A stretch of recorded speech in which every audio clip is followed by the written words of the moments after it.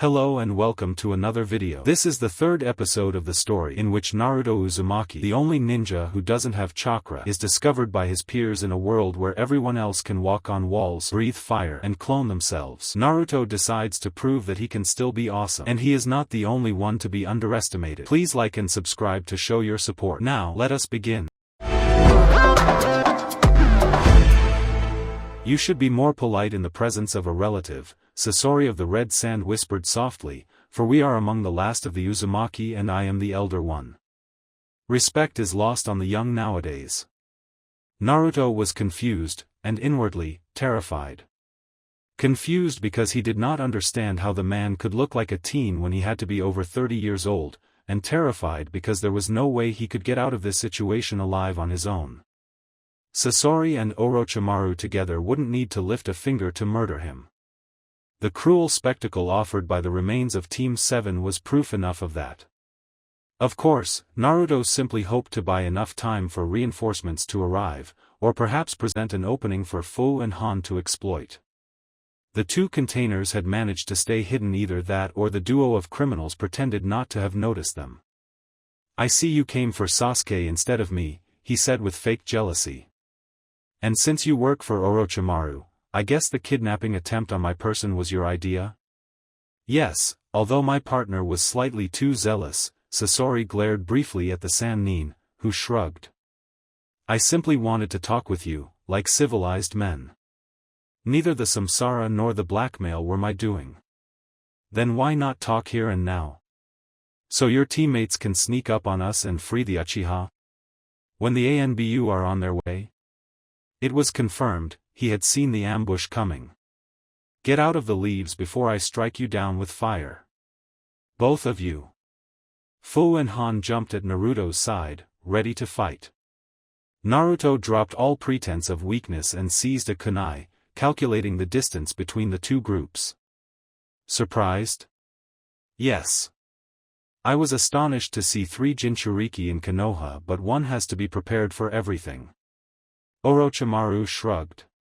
"It was our lucky day, indeed. Tell me, Naruto-kun, what do you want?" "We have no desire to fight, we will simply leave with the Uchiha and come for you later. I promise you we shall not kill Sasuke-kun. Sorry, but the guy, while a jerk, is a comrade and friend of mine, and I'm pretty sure death isn't the worst thing that can happen as one of your prisoners. What are we waiting for then?" Fu shrugged. Sasori narrowed his eyes. "If you will not let us go," he began, "then there is another option, leave with us. Akatsuki would be glad to employ you." "Is he joking?" Naruto faked surprise. "Akatsuki? Do not take us for fools. Sarutobi-sensei informed you of our existence, did he not?" Orochimaru licked his lips deviously and chuckled. "I am pretty sure he deformed reality to suit his needs. He has always been a tricky monkey." "Say the war criminal," Naruto shot back. "So what, you're going to pretend you're the good guys? We are above petty notions such as good and evil." Sasori snorted. "Akatsuki is a community aiming to destroy and replace the hidden villages, imposing a one-world order over the entire planet. Surely you will be treated better with us than in the wilderness or in this decaying country. Akatsuki will give you the means and training needed to reach your full potential. You want power and authority? You will get it. Wealth, knowledge, money. Akatsuki can offer you the world, in exchange for your allegiance. Then why do you abduct the demon vessels?" Fu pointed out. "Only those who refuse to join us," Orochimaru grinned. "You can't expect us to take no for an answer. The tailed beasts are the pillars maintaining the balance of power in the ninja world. By uniting 9 Jinchuriki under a single banner, we will topple the 5 Kage." Sasori glanced at the different containers. "Ask yourself. What did the hidden villages do for you? They send hunters after you, treat you like tools to be discarded and replaced as they see fit. Wouldn't your life be better if they were wiped off the maps? Don't you want them to pay for what they did to you?" "The Han doesn't care for the political shit," the giant said. "The Han wants to learn what you did to Rashi. Who? Orochimaru raised an eyebrow, sounding genuinely surprised. I do not know who you're talking about. The former Iwa-nin frowned. Lies.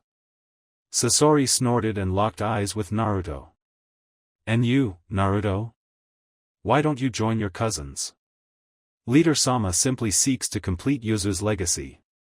He is the one, the only one, who can give you the heritage that is rightfully yours by blood. Leader Sama can cure you of your illness, teach you how to control the Kyuubi.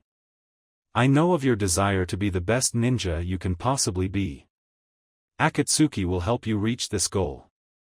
A part of him, that always desired to stop being the underdog and prove himself to the world, wanted to say yes, but the cold, reasonable part of his mind reminded him this man was an insane war criminal wanted by Suna for massacring his own countrymen.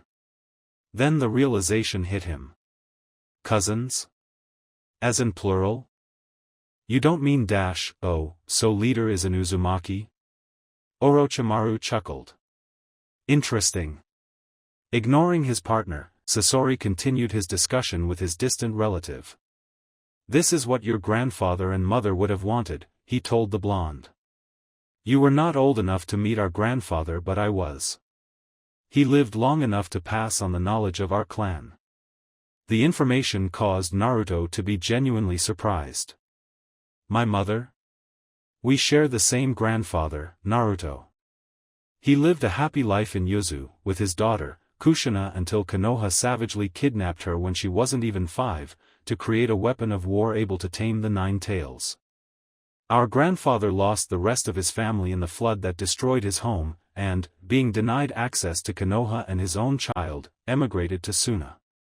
He remarried, and here I am. You're lying. Naruto replied. Mom can't have been what do you know? Sasori cut in. What do you of our clan? Do you think we were wiped out because of sealing techniques everyone had already copied? No, we had unlocked the secrets of the great sage himself, and we had found at this moment, his and Orochimaru's eyes widened, and they leapt in opposite directions right when Han attempted to crash on them from above. The giant standing next to Naruto vanished into steam, the clone having served as an effective diversion. At the first opportunity, take Sasuke to safety, Naruto told the girl, as Han did not wait for them to attack. Without Sasori's focus, the chakra strings restraining the Uchiha vanished, leaving him vulnerable. You idiot, you can't take any of these two down alone, Fu hissed. Then hurry to hide Sasuke and return. He shot back, throwing 3 kunai upgraded with explosive tags. The ANBU should crash the party very soon. I am sorry to drown your hopes in despair, cousin, Sasori apologized softly, as he dodged the projectiles without any effort, before pointing his arm toward the Jinchuriki. But the Uchiha stays with us. A cone of fire was produced by his open palm, burning the grass on its way. The trio jumped out of its range, Orochimaru instantly seizing the opportunity to punch Han in the face and the demon vessel quickly counterattacking with a slap, whose sheer strength sent the Sannin to crash on a tree a bit away.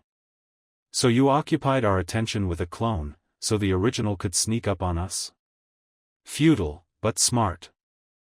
Sasori's arm released a volley of Senbon at Naruto, who avoided them.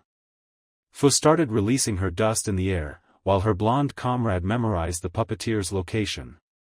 What's next? Ah yes, the blinding powder that doesn't surprise anybody. Closing his eyes just as the clearing was filled with bright light, Naruto brought out a knife and raced forward, hoping to capitalize on Sasori's temporary blindness. A powerful kick to the torso, coming out of nowhere, put an end to that hope. Opening his eyes with a groan, the blonde prepared to kill the attacker with a swing. The hell dash, a rounded projectile of metal broke his nose and tossed him to the ground. The floating weapon aimed to crush his legs with a new blow, only for the blonde to regain his footing and dodge. The teen raised his head, and observed his new opponent. It was the third Kazekage. He had seen his photo in the bingo book. It was his face, it was his body, and the eyes were devoid of life. He was wearing black robes, and his forearms had been reinforced with metals plates. His movements weren't as fluid as they should be, and chakra strings were linking his limbs to Sasori's hand. Realization hit him with utmost cruelty. "No, you desecrated his corpse," Sasori shrugged, uttering his next words with absolute callousness. He wasn't that hard to kill and collect. His prowess were exaggerated. As Fu attempted to assault the puppeteer with taijutsu, the disgusting puppet switched target, pushing the girl back with a wall of black sand. "You shouldn't be bothered. His death made the third Shinobi War possible, and helped avenge our family.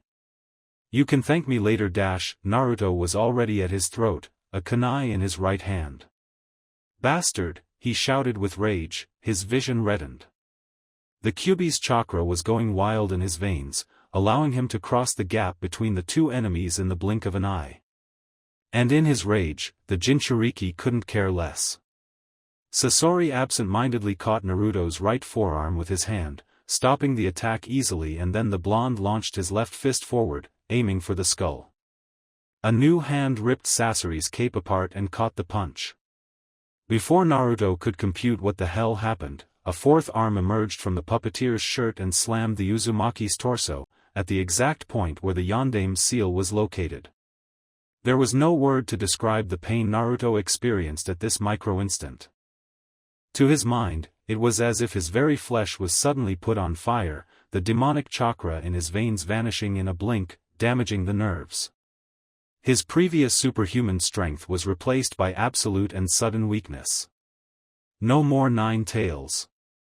Sasori's words were uttered with disturbing calm and serenity. "Which makes you a nothing-something." The palm tightened into a fist and punched Naruto's ribs with the power of a cannonball.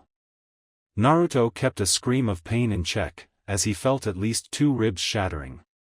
Meanwhile, the hands restraining his arms increased their grip, slowly cracking the bones.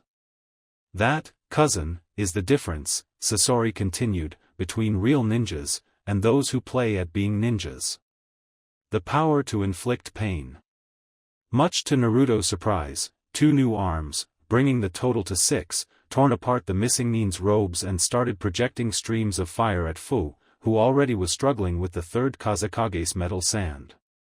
Meanwhile, Orochimaru was pushing back Han with wind techniques, summoning snakes to keep the Jinchuriki busy while he bombarded him from long range. "This is Leader Sama's power, awarded to me for my services, the power of the Azura Path." Sasori snorted, as Naruto attempted to kick his captor's torso. Each blow obviously hurt the blonde more than the redhead. "Look at you, Naruto. What are you? A pathetic, crippled kid holding on the illusion he can succeed on his own. What's your goal? To be the strongest ninja by will and training alone? You make me laugh. The only way for you to become the best would be to drag others to your level, which is impossible, or cast away all weaknesses." His third hand caught Naruto's jaw, forcing the blonde to lock eyes with his cousin. "Let me tell you a secret, Naruto. The strength of a ninja is not conditioned by determination. It's conditioned by how far one is willing to go to gain power. I ripped my own flesh apart so I wouldn't admit weakness, while you refused the strength offered to you. Your mind and body are weak. They will stay this way, no matter how hard you try to convince yourself otherwise. The only remedy to your weakness is our help. Not your friends, not Konoha, not all the dreams in the world. It's the power we can offer for a price. This is the real world. The world where the strong prosper and the weak crawl. Like Enko Mitarashi." Naruto's eyes snapped wide. "I caught and captured her," Sasori snorted. "Will she live? Will she die? Her fate is yours to decide. When Toby comes to pick us up, I will make you see the real world. If you don't, I am afraid Mitarashi won't live long. You shall be the catalyst that will allow Leader Sama to drown in fire the old world to bring about a new order, or you shall be dirt under his dash." A green beast hit the puppeteer's torso, sending him to fly away and forcing him to release his hold over the blonde, who fell to his back. The teen could barely identify the creature, as it started to engage the mechanized missing nin. It was pure green chakra, with the shape of a beetle, using 4 wings to fly. Fu, he realized. It's Fu. Naruto's body was racked with pain, but he refused to lay down. I'm not weak, he told himself, as he crawled in a vain attempt to rise up. I'm not weak, Fu. Muttering to oneself now. Orochimaru's voice was mocking, cruel, and painful for the ears. His hand grabbed Naruto by the collar and forced him to watch the Sannin. I like your eyes. They remind me of my own.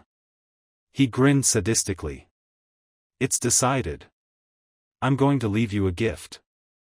You can thank me later if you survive, that's it.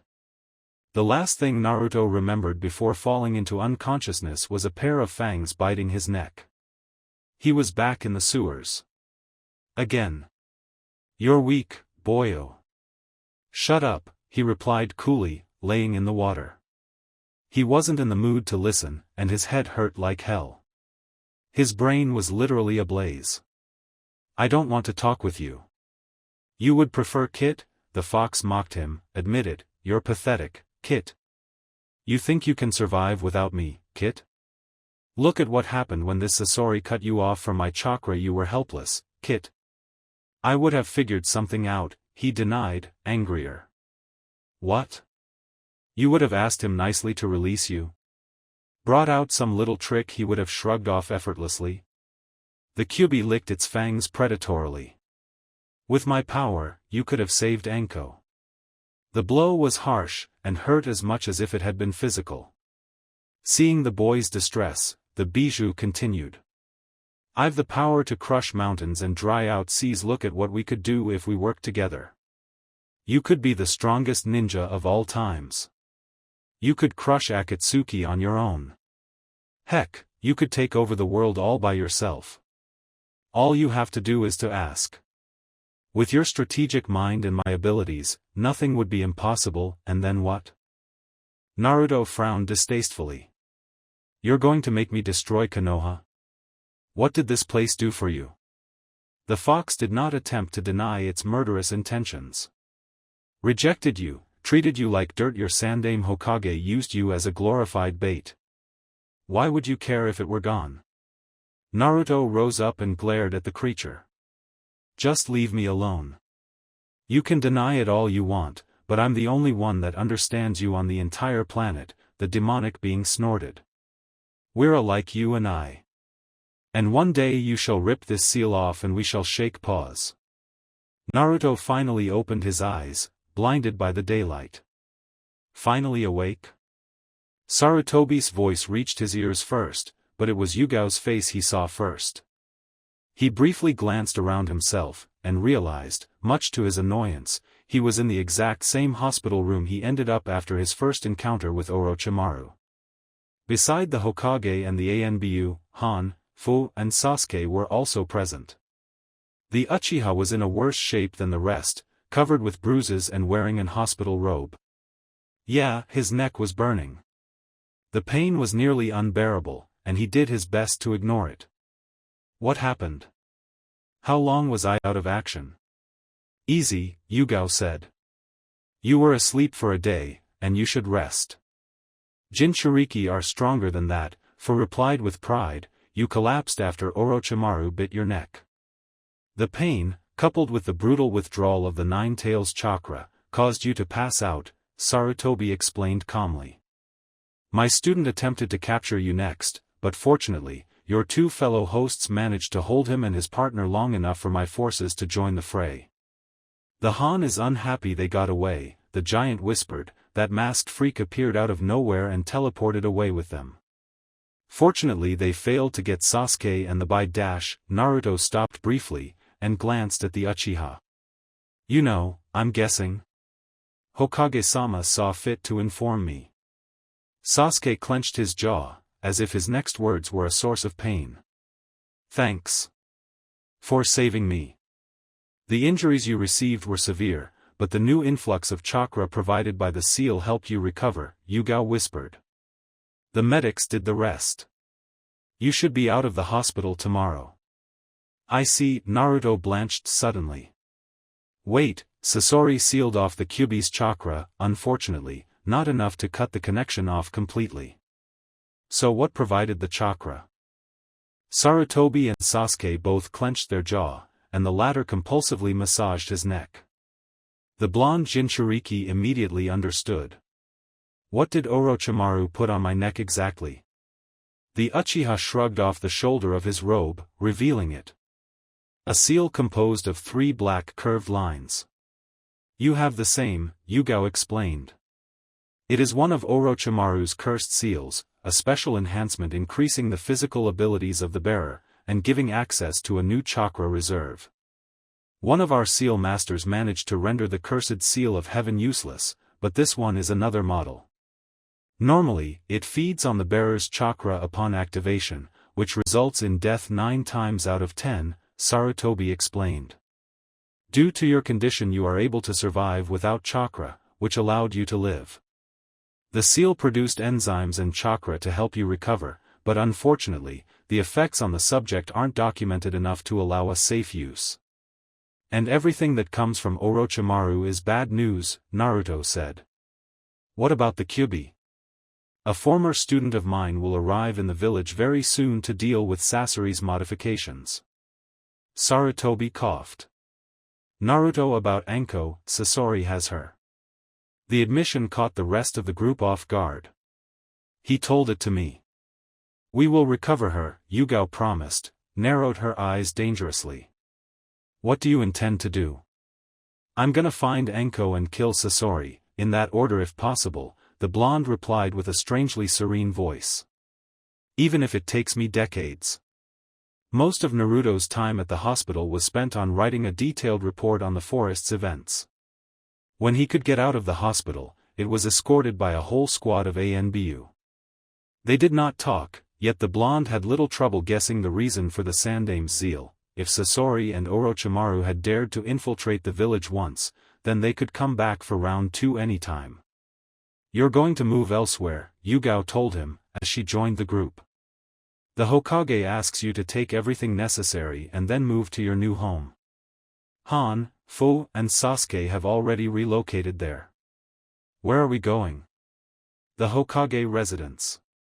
His surprise must have shown on his face, for Yugao instantly elaborated. This is the safest place in Konoha with the ANBU HQ. The Hokage's ninja will transfer your lab to it afterward. Take what you need the most. I see, he opened his home's door. Just give me 2 minutes. I will be back soon. When alone inside his flat, Naruto started gathering his precious items in silence until he found the samsara. He glanced at the serum, wordlessly pondering what to do with it. You make me laugh. The only way for you to become the best would be to drag others to your level, which is impossible, or cast away all weaknesses. Reacting almost on impulse, Naruto removed his sleeve, and prepared the syringe for an injection. No one is going to mock me again, he told himself. With it, he could be cured, he could gain what should have been his at birth. This is the real world. The world where the strong prosper and the weak crawl. He raised the syringe and hesitated. Could he truly let Sasori's words affect him? Could he truly try this substance? It might cure him, yes. Give him the power to beat the madman, probably. But he still had no idea on its composition, and the side effects were not to be ignored. The might he would gain, he would have to pay the price for it, he would have to play by the puppeteer's rules instead of his own. After long minutes of indecision, he reached a conclusion.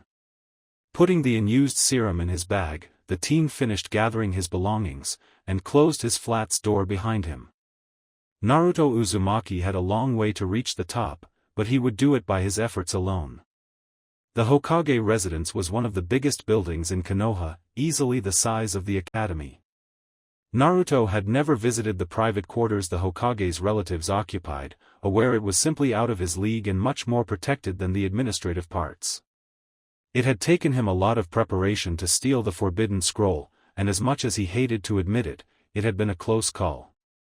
The inhabited areas were under the constant watch of the ANBU, as the Sandame's family would make good hostages. This will be your new room, the old man told him. Naruto had a hard time believing it. It was the size of his whole apartment. Make yourself comfortable. It shouldn't be hard. Naruto dropped his bag, and glanced at the Hokage. Old man, I do not want to sound rude, but you didn't have to show me my room personally. I'm honored. You have been protecting the village since the moment you were born, son. The war leader inhaled sharply. I should have taken you in years ago. You had a hidden village to manage, the blonde pointed out, inwardly touched by the admission. I wanted you to live a normal life when it was obvious you would never be normal. The old man sighed sadly. When you get older, you think you have learned from your mistakes. If I could change the past, I would do things differently. What is done, and what must be done shall be done. Naruto chuckled briefly at his own pathetic attempt at philosophy. I don't dislike you for your choices. Everyone makes mistakes, and I'm not the kind of guy to sulk in a corner. He shrugged his shoulders. May I ask you a question? Do so. Why did Orochimaru and Sasori go at such lengths to catch Sasuke? He asked. The question had bothered him for a long time. Why risking infiltrating a hidden village on high alert? Sarutobi snorted. Tell me, Naruto, when you want to kill an enemy, what do you do? Naruto raised his eyebrows. I hide my strength to catch him off guard, then I trap and kill him before he even understands what hit him. Akatsuki is trying this method with other countries. But tell me, son, what would you do if your enemy knows what you can do, and is prepared accordingly? I would try to intimidate him. Psychological warfare, so he would slip up. Naruto narrowed his eyes. That's what they were trying to do. This is commonly called terrorism in our jargon. Psychological warfare on a national scale and political destabilization. The Hokage crossed his arms. If the last Uchiha, a symbol of the leaf's grandeur, had been captured, crippled, or worse killed with his team, this would have been a heavy blow to our morale. Akatsuki failed at this goal, but their second objective has been completed. They have shown they can attack us any time and penetrate our deepest defenses. If the other hidden villages here missing means manage to infiltrate our city, which hopefully won't be the case, they might think the leaf is weak and get ideas. Or ambitious people inside this very city might consider I am doing a bad job and should be removed.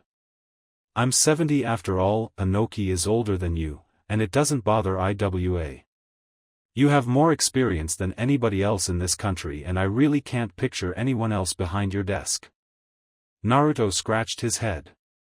In any case, if there had to be a vote on whether or not you should be taken down, I would support you. Thank you. The Sandaime nodded. Tell me, Naruto, he began, do you know the meaning of your code name? The ninja took a breath, and realized he had never bothered to investigate its meaning. No, but I've got the feeling you're going to tell me. Atlas is the name of a giant from an ancient mythology which interests only old scholars and historians nowadays. As you can guess, only someone like me could think of it. The Hokage shrugged. He was the one tasked with the burden of holding the skies and clouds in place, preventing them from crashing upon the earth below, starting the end of the world. Is it symbolic of the Kyuubi? Smart boy. Yes, you are right. Sarutobi Hiruzen smiled kindly. I thought with your determination you were worthy of a giant's name. The teen grinned, before adopting a stoic face. Old man, I've a sin to confess. I lied to you. Sarutobi raised an eyebrow, inviting him to carry on. When Orochimaru detained me, I stole a serum he created. The Hokage took his breath. Carry on. Hey, Fu's voice reached Naruto's ears, what are you doing? The blonde closed the dossier, and glanced at his friends. Fu, Han, Yugao and Sasuke all watched him with worried expressions. Reading my mother's dossier, Uzumaki Kushina's Jounin dossier. Your mother was a kunoichi? Sasuke asked, sounding surprised. He had always thought Naruto's parents were civilians that died in the Kyuubi's attack, which would explain his lack of talent in the ninja disciplines. A pretty good one, he replied proudly. Sandame-sama kept it for me to read when I would be old enough. She had one hell of a crazy life. Although at no point is my dad mentioned, Naruto thought. Was he the result of a one-night stand, a brief affair? Or had Kushina's lover been another S-rank criminal? Unfortunately, it confirms at least part of Sasori's rambling. The group kept the silence, leaving him to explain the details. My mother did indeed share the same father as Sasori's progenitor, which makes us distant cousins. She was taken young from her home as part of an agreement between Konoha and Yuzushiogakure. It was perfectly legal, but I can understand why my grandpa saw it as an abduction. It explains some elements about Sasori's motives. He shrugged. When I hit him, I'm pretty sure it was an alloy I hit. Metal. Not flesh. Naruto massaged his temples. Considering he did not age in 15 to 20 years, nor show any emotion, there are two possibilities. Either what we fought was a remotely controlled puppet, which is unlikely, as we would have noticed strings, and I highly doubt that a robot could control the third Kazekage so skillfully, or he turned himself into a machine, which would fit his perfectionism syndrome. Wait, Fu cut in, the guy's had 6 arms, his torso and face were heavily modified. No human could survive so many enhancements. The Uzumaki possess a strong life force. Naruto glanced at the dossier. According to an autopsy, my mother suffered an event which should have caused the implosion of her entire chakra system, and survived for 20 minutes after her heart was impaled by the nine-tails claw. A new crime piling up on the demon's head. As long as he kept his vital organs intact, I wouldn't be surprised if Sasori replaced the rest of his body. Which means he can be killed if his torso is pierced, Han pointed out. If hit hard enough, like by the Han's Apoka fist. Steel itself bends. Sure, when we'll be over with him, Sasori will be Sasori. Naruto couldn't repress a laugh at Fu's horribly bad pun. He needed this kind of thing in such dark times. If the Seven-Tails vessel's expression was truthful, it had been done intentionally. Yeah, he glanced at Yugao. Still nothing on these two? No. The research department is struggling to understand the technique they used to teleport away, and a few of our departments are currently suffering a reorganization. Purge would have been a better word, but the ANBU avoided mentioning it. Catching the moles was a source of sweat and troubles for the Hokage. Then I've something to ask you, Yugao. He got down to his hands and knees. Please teach me. The woman was slightly surprised. Teach you? I'm nowhere near strong enough to fight Akatsuki right now, the blonde admitted. I need to be better. Much better. And you're the strongest person I'm friend with beside the Sandame guy, who are both occupied. I never taught, but, Yugao paused. Alright. But you will follow my schedule. It can't be worse than guys. He smiled and bowed respectfully. Thank you. Sasuke observed the scene, and reached a decision. He glanced at Han, and although asking for help was nearly painful for the Uchiha, he swallowed his pride. Would it be possible for you to teach me? Han raised an eyebrow. Aren't you supposed to have a teacher? Kakashi only taught me to climb trees. I need more than that if I want to protect myself and others. He shrugged. I saw you in action in the Forest of Death. You're strong. Very strong. I don't want to be helpless, ever again. Oh well, the giant gave the boy a light tap on his back, which, due to a combination to the Uchiha's own state of weakness and the Jinchuriki's own strength, made him fall to the ground. The Han will infuse you with a tiny part of his pure awesomeness. After his friends left, Naruto proceeded to put 2 photos next to his bed. The first was his mother's portrait. He had never seen her and would never get to speak to her, but the sentimental value was too great to ignore. The other was one he took with Anko, both members of the duo grinning at the watcher. I promise you, he bowed to the photo. I'm going to find you. As a temporary proctor, Naruto was among the first informed about the second exam's results. 5 teams in total had made it to the tower in time. Team Guy, Team 8, and Team 10, Gaara's squad, and a trio from Kiri. 15 participants was exceptional, so preliminaries had been decided to cut the number by half. After a few matches and one automatic qualification in Shikamaru Nara's case, the entirety of Team Guy, Hinata Hyuga, Gaara, and 2 Kirinin called Chojuro and Suigetsu Hozuki had made it to the final round. Gaara had killed the 3rd Kirinin during their match by crushing his skull with his sand and then throwing the headless corpse at his teammates. Naruto wondered how Team Guy and Hinata had reacted to his congratulation message delivered by Han's rocket dove. From what he had heard, they had performed admirably, and they deserved their place. He had also asked the Sandaime if he could get his hands on the preliminaries videos, a demand which had surprised the man. "I wanna see the puppeteers match," Naruto had explained, "one is after me. I've got to be prepared." Naruto had spent nearly all his time confined in the mansion, either researching any info he could gather on Sasori and Orochimaru, or analyzing the videos the Hokage had collected. The exam's puppeteer, a guy called Kankuro, had fought Hinata in the preliminaries. Activating the Byakugan, the girl had effortlessly guessed his weapon's nature, and quickly paralyzed Kankuro's hands with the gentle fist. Unable to produce chakra strings, the Sunanin was powerless and forfeited. Naruto had been genuinely surprised by the Hyuga's attitude in the fight. She hadn't stuttered, had ignored Kankuro's attempts at psychological warfare, and performed the gentle fist with confidence and efficiency. Obviously, Tenten's mentoring had paid off. However, with Sasori's enhancement, her tactic was futile.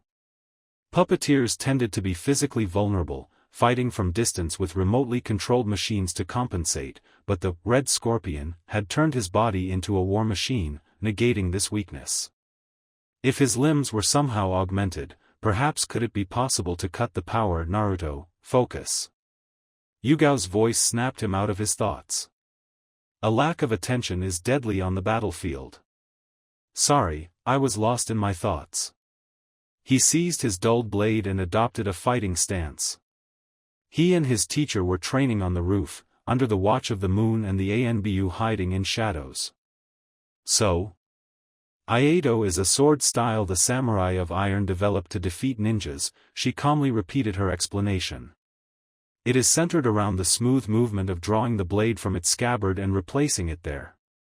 The motions result in the slash being faster and stronger than those executed with the sword already drawn, which allows a skilled practitioner to prevent enemy shinobi from finishing hand seal sequences. Which is how you beat Orochimaru's guards. I didn't need it this time.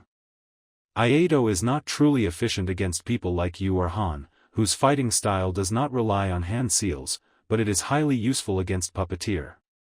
If you cut their hands or strings, their entire arsenal falls apart. That's it, if Sasori's hands can be cut at all. I doubt his hands are made of metal only, or else they would not be so fluid. Wood components must play a part in this. Yugao shrugged. If you pinpoint the weak points, it will be possible to sever the fingers. Like that. In the next second, Naruto's hand received a nasty hit from a dulled wooden blade.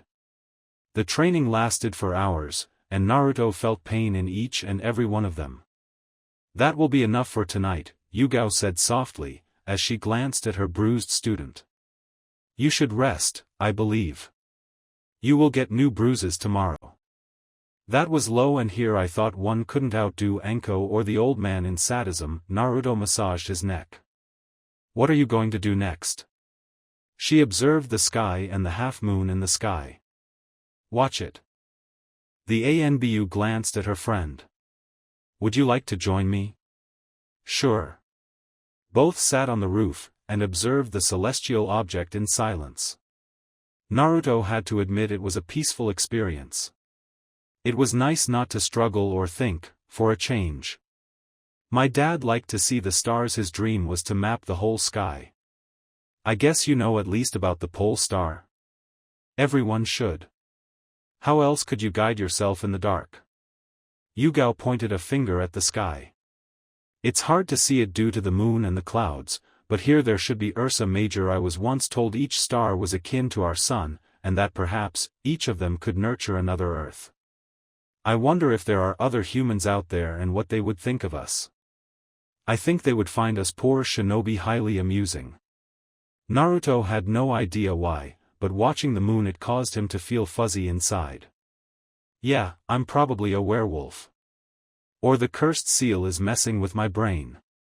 Your dad's dream was to map the sky. He died before he could complete it. He was on a mission to apprehend Kisame Hoshigake's unit back when he was working for Kiri. The man executed his own men rather than let them be captured and slaughtered his way through the Konohanins. I was more or less adopted by Konoha's intelligence division afterward. So she had been associated with the ANBU since she was young. I see, that's why you joined the ANBU? To take up the mantle? Yes. She crossed her arms. You want to join the ANBU one day? Why not? That or I become Hokage. He chuckled at Yugao's surprise. Hey, can't I dream a little? Hey, Naruto. Tenten hugged him. I'm so glad to see you're okay. We heard you were grievously injured attempting to apprehend dangerous shinobi, Niji said softly, sounding genuinely pleased to see his friend uninjured. Was it true? Yes, but as you can see, although I received a good beating, I'm alive. He glanced at Sasuke. Unfortunately, we were too late for others. I would like to give you my condolences for your loss, Guy told the Uchiha politely. The genin accepted them with a nod, and did not reply anything as others followed the Jounin's example. Asuma had had the idea to invite Team 8, Team Guy and the newly created Team Cat, although Han wanted to call it the Han's Marvelous Team, to the Yakiniku's restaurant to celebrate their students' qualifications, and to forget the ill fate that befell Team 7. Kakashi was nowhere to be seen, and when he asked Yugao about the matter, she inhaled sharply and answered politely. Kakashi-senpai has been reinstated in the ANBU, both to bolster our nation's strength in such troubled times, and because the Sandaime thought Sasuke might blame him for what happened. Which was partially true. Unfortunately, I can understand why, Kurenai Yuhi whispered, having listened to the conversation. He only taught his team the tree-climbing exercise in weeks and then sent them to the Chunin exams, a deadly competition, wholly unprepared. She herself had only nominated her team after explaining them in details what the tests would entail, teaching them advanced techniques and tactics to increase their chance of survival. Kakashi's negligence was nothing short of criminal in her humble opinion. Yugao frowned, defending her friend. Kakashi-senpai never taught before, she explained. He is an incredibly competent ninja, but teaching a group of genin was a new experience for him. And no one could guess his team would meet a group of experienced ninjas on their way to the tower. If they hadn't interfered, Team 7 would have performed well, Naruto agreed, briefly glancing at the rest of the genin. Han and Lee were getting along extremely well, and surprisingly, Fu and Shino had started talking about insects. Both had deep knowledge of the subject. After all, Kurenai shrugged, and glanced at Naruto. I would like to speak with you. The blonde raised an eyebrow. First, I would like to thank you. Your discussion with Hinata helped her improve a great deal. Tenten did most of the work.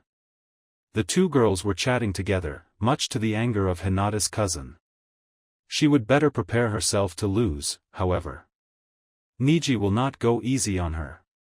He has a grudge against the main family and it will be an opportunity for him to lash out. Just giving you a fair warning, he isn't known as a genius for nothing.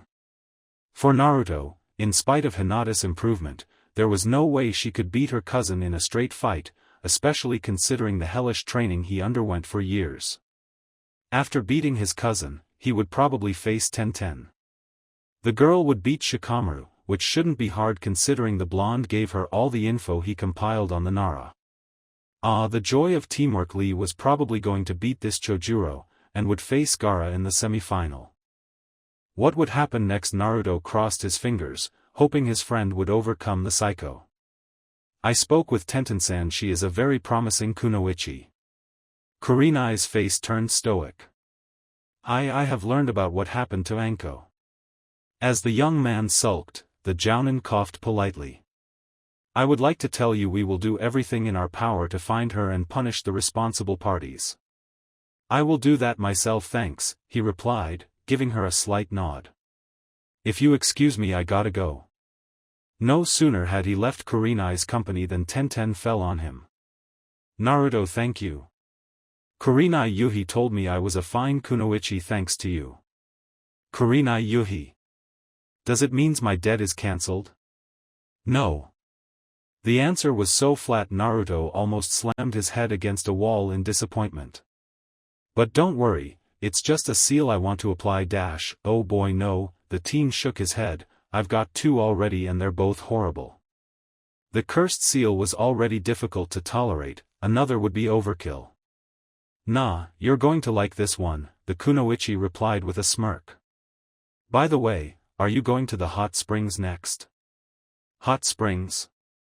Yeah, Asuma-san rented them for the day. Wanna come?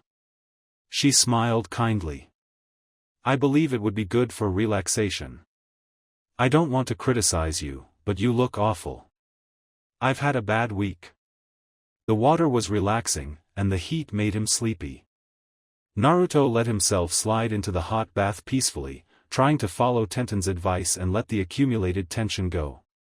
Sasuke, Shikamaru, Choji, Niji and Asuma, who had dropped his cigarette for the occasion, were already present, and they were soon joined by Kiba and Han, Shino having refused to soak.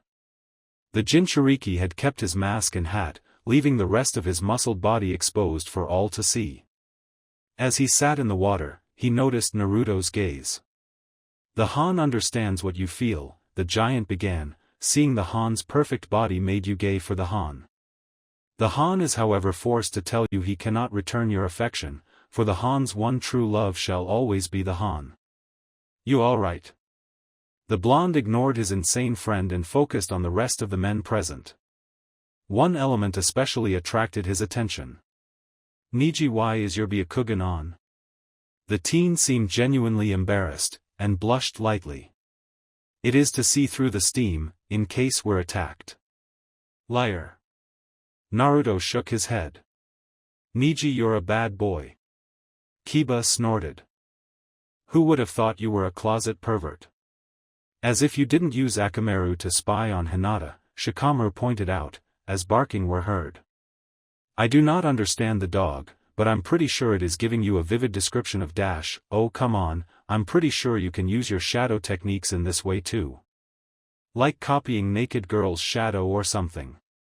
And according to Mama Kimichi can extend their dash, women are troublesome creatures, Shikamaru cut in, as Choji reddened like a tomato in shock. They tend to be killing machines when angered. Sometimes I wonder why every ninja technique has a hidden perverted use, Naruto shrugged. I mean, if you follow this logic, then Sasuke could perhaps memorize naked women forever in his brain with his Sharingan on. The Uchiha's jaw dropped at the statement, as he had never considered that and decided to forget this application to ensure he would live long enough to kill Itachi, hoping no kunoichi would ever hear of it. Let's go, Lee. Guy shouted, upon entering with his student both wearing green swimsuits, much to Naruto's horror. We're going to swim until we pass out. Ah, the image. My eyes burn. More steam. Han started producing a thick white mist with a technique, potent enough to save Naruto's sight from the insane duo. As a bonus, the water's heat increased slightly. By the way, the Han, how does your steam works? Naruto asked. I've never heard of something similar. The 5 tails gave the Han the power to fuse fire and water chakra to produce a steam element, the Jinchuriki explained. Only the Han managed to master it. The previous Jinchuriki ended up burning themselves with it. Naruto nodded, and asked him a question. I never asked before, but why did you leave Iwa exactly? The missing Nin stayed silent an instant. Iwa is a harsh place where to live in. Its citizens are as cold as the rock they shape, and the Han was never appreciated due to his bijou. He was considered dangerous by the Tsuchikage, was denied a promotion past Chunin, and was kicked out of stores. After a time, the Han got fed up with the stone and left. He was not mourned, and he did not mourn anyone except Rashi. The giant cursed. Akatsuki captured, and probably killed him. They will regret that. The blonde understood his situation. If the Sandaime hadn't been so kind to him, and if he hadn't met friends like Tenten, he would have probably abandoned the leaf by now. Didn't you have a family? He briefly wondered if Han's behavior wasn't an attempt at dealing with a deep-seated inferiority complex. The Han's father was the former Gobi's vessel. He lost control of the bijou and it was extracted from him, killing him so the Han could inherit the family curse. The Han never met his mom. The giant shrugged. Why such questions? It's just you, Fu and I share the same burden, and I never got to speak with someone like that before. The teen closed his eyes. Do you think there is a place where people like us are accepted? No. This is why we are strong. The giant snorted. Time for you to answer the Han's questions. Are you screwing Yugao Yuzuki? Well, what? The outburst caused the rest of the boys present to glance at him. Han unfortunately continued on his reasoning. Look, you two go on the roof, under the moon, alone, and then come back panting and sweating. The Han is asking himself questions. This is not even remotely what you think it is. Naruto has a girlfriend? Kiba grinned wickedly. Who is it? If yes, then it means I've got a shot with Hinata. Wait, that's what you were doing on the roof with Yugao? Sasuke asked, sounding slightly disturbed. Yugao? Oh, I'm impressed. Asuma gave Naruto a light tap on the shoulder and proceeded to tease him ruthlessly. Older women are the best. I would suggest to offer her flowers. Ino will surely give you pointers if you ask nicely. You're all completely crazy. Wow, Yugao Yuzuki. Nice catch, boy. Nice catch. Oh come on, this is not Naruto stopped. Wait, who was the last voice? Oh. That's me. A man exited the thick steam, standing atop a red toad.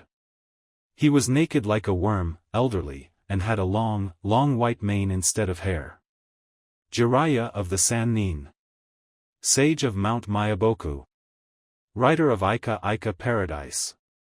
And mayor of a little town up the coast. The ladies bowed before my awesomeness. His flashy introduction was met with complete and utter silence. No, seriously, what is your girlfriend's cup size? It would be a nice subject for my research. That's the cursed seal of earth, Jiraiya explained, after he had finished examining both Naruto and Sasuke. The counterpart to the cursed seal of heaven. I met one or two of Orochimaru's followers marked with it. It turns them into mini dinosaurs when they call upon its full power. Can you remove it? Naruto asked, sitting on the ground. After leaving the hot baths, doing their best not to reveal the legendary pervert's presence to the local kunoichi, the trio had relocated themselves to a training ground. I feel like dog on a leash. You are. The self-proclaimed super pervert was nothing like Naruto imagined. Of course, the blonde had seen his bingo book entry, learning he was the writer of the glorified porn series called Ika Paradise, and one of the best ninjas on this side of the continent. Yet he seemed bipolar. He behaved like a clown one second, then as a stern teacher the next. Orochimaru's chakra is kept inside the seal, allowing him to locate you if he wishes or influence your brain. Jiraiya sneezed. The evil sealing method will reduce its influence, until I can develop a more permanent method. The dampener will be fueled by your willpower, meaning you gotta be careful to keep your emotions under control. The cursed seal answers to its bearer's intents, and might be triggered if the call is powerful enough. I can keep it in check, Sasuke stated. Me too, Naruto shrugged. I've more willpower than needed. Longhand seal sequences. I will also remove Sasori's additions to the Yondaime seal. The process will be painful. He wasn't joking. Naruto's skin burned, pain flaring through his nerves. The sensation was similar to being flayed alive with a kitchen knife. Sasuke was in a similar agony, but unlike the Uzumaki, his chakra allowed him to resist the procedure better. After a few seconds, the pain was too much to bear and the blonde began to hallucinate. A vivid living dream replaced reality. The world was blurred. The land was black and white, the buildings shapeless shades. The rain was powerful, falling down upon a crowd gathered atop a tower. A man, which was nothing more than a mirage to Naruto's troubled mind, was standing higher than the rest. His eyes were shining with a silver, inhuman haze. A slave once told me he dreamed of freedom, the speaker with the strange eyes explained with a strong, deep voice. It was probably enhanced by a sound-based technique, and the echo added a supernatural edge to the speech. My father dreamed of a nice, long, happy life. A peasant dreams of the same exact existence as we speak. In his darkest roots of the leaf, Danzo Shimura dreams of a world where Konoha rules almighty. In the high mountains of cloud, the foolish Raikage dreams of a powerful, everlasting Kumogakure. My dream is very different. The speaker raised his hands and clenched his fists. I dream of a sea of fire. An inferno that will overwhelm the nations of earth, drowning the old world in divine flames. Crimson clouds will cover the skies. The oceans will boil. The streets shall be filled with the blood of millions. The end shall come. But my dream does not end there. From the ashes of the Shinobi world, as the gods once created mankind from clay, Akatsuki shall shape a new one, better in every single way. By our will, we shall turn this blue planet into a red planet. The man extended his arms. Why do I dream of the death of this world? The reason is simple. This is a truth that was revealed to me by heavens. No animal is born free. Not even man. We are born shackled with the chains of misunderstanding, hate, nationalism, pride. Through these illusions we cause war and strife. Only through pain can we achieve enlightenment. Only through suffering can we shatter our chains and free ourselves. We are a new beginning, my followers. We are the samsara, we are the world's salvation.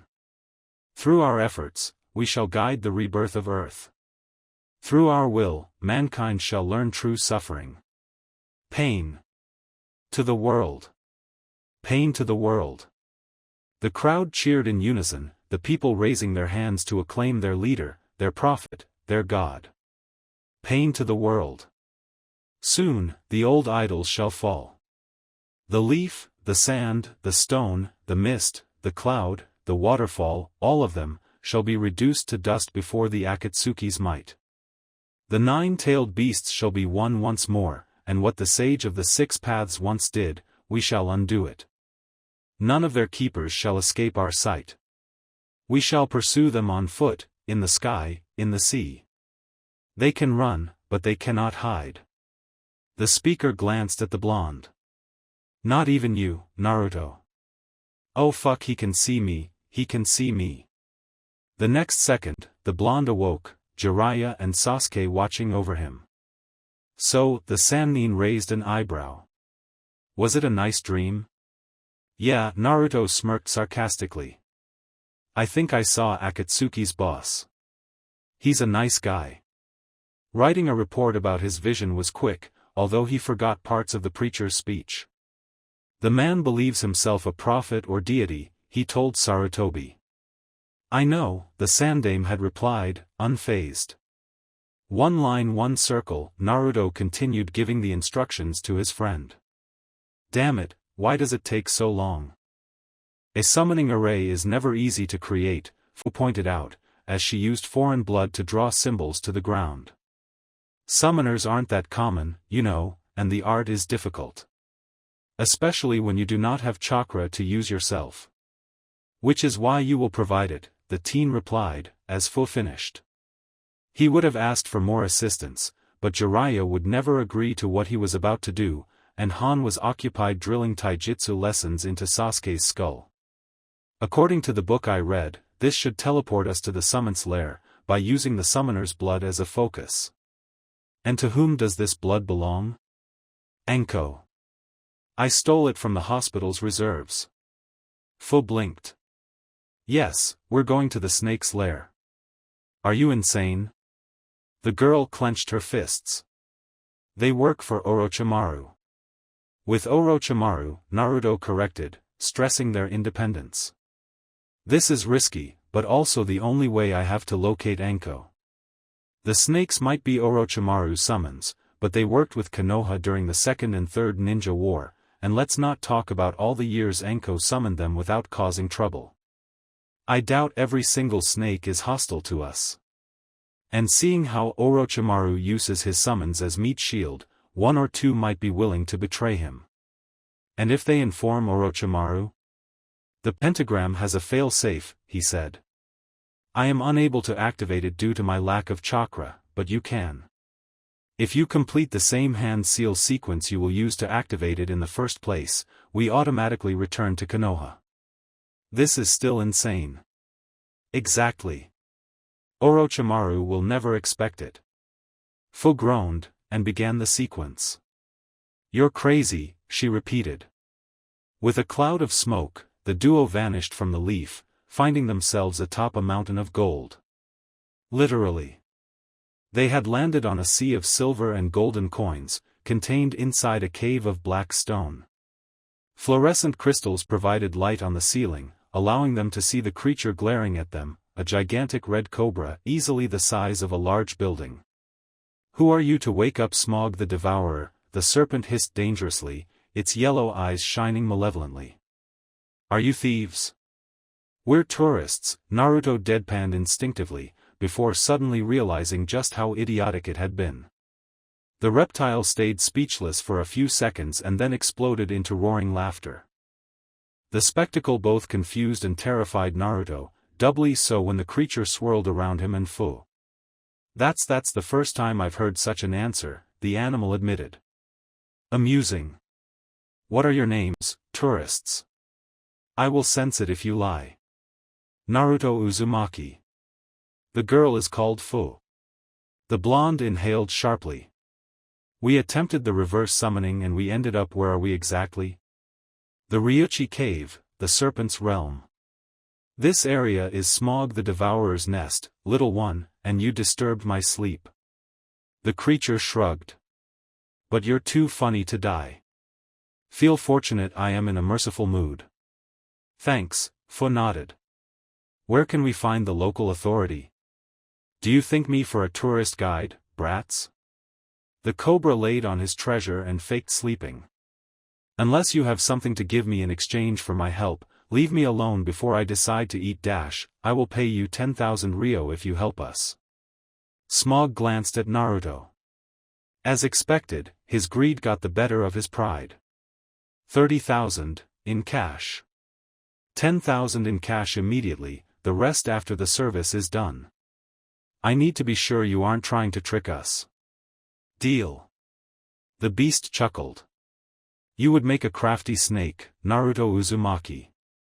As promised, the snake guided them through a long string of tunnels and caves, each illuminated by crystals. They crossed paths with snakes of different stature and colors. Most were normal-sized, many were bigger than horses and one's mouth was bigger than a small house. After a walk, they arrived inside a gigantic library. Scrolls and books were piled around them, across a cave easily as big as an entire district. A colossal white snake was resting on a throne of black stones, inhaling the smoke of a giant pipe. He was wearing a pointed black hat and a crystal necklace, and its eyes were two crimson orbs. That's the white snake sage, our elder and spiritual leader, Smaug explained. He has collected more knowledge than any creature alive on this earth. His wisdom is peerless, his guile legendary, his power almighty and his love for screwing with minds terrifying. Respect his authority or you will suffer. The snake shuddered. Pecking order, deciding not to delve on the subject, Fu pointed a finger at the tunnel behind the throne. Where does it lead? Smog, much to the girl's astonishment, paled. To the dragon's lair, he whispered ominously. The animal turned around, delivering a last sentence before returning home. Don't forget my pay if you survive, that is. Naruto locked eyes with Fu, and the girl gave him a light tap. You go first. Cursing, the young man approached the throne, bowed, and attempted not to piss on himself when the giant snake glanced down at him. Greeting, honored white snake sage. I am you are Naruto Uzumaki, son of Kushina Uzumaki, grandson of Kiryu Uzumaki, student of Enko Mitarashi and Yugao Yuzuki, follower of Hiruzen Sarutobi, Shinobi of Konoha, Jinchuriki of the Nine-Tailed Fox. Called Atlas by others. Owner of a platypus, and suspected sadomasochist. The snake released a cloud of smoke from his nostrils. Prepare to die. Naruto paled in dread, before grabbing a flash bomb. Fu jumped at his side, her fists clenched. Bring it on you old dash, the serpent laughed loudly, catching him off guard. What? You should have seen your face. The sage teased him mercilessly. This trick never gets old. Naruto dropped his jaw, shamed to have been played for a fool.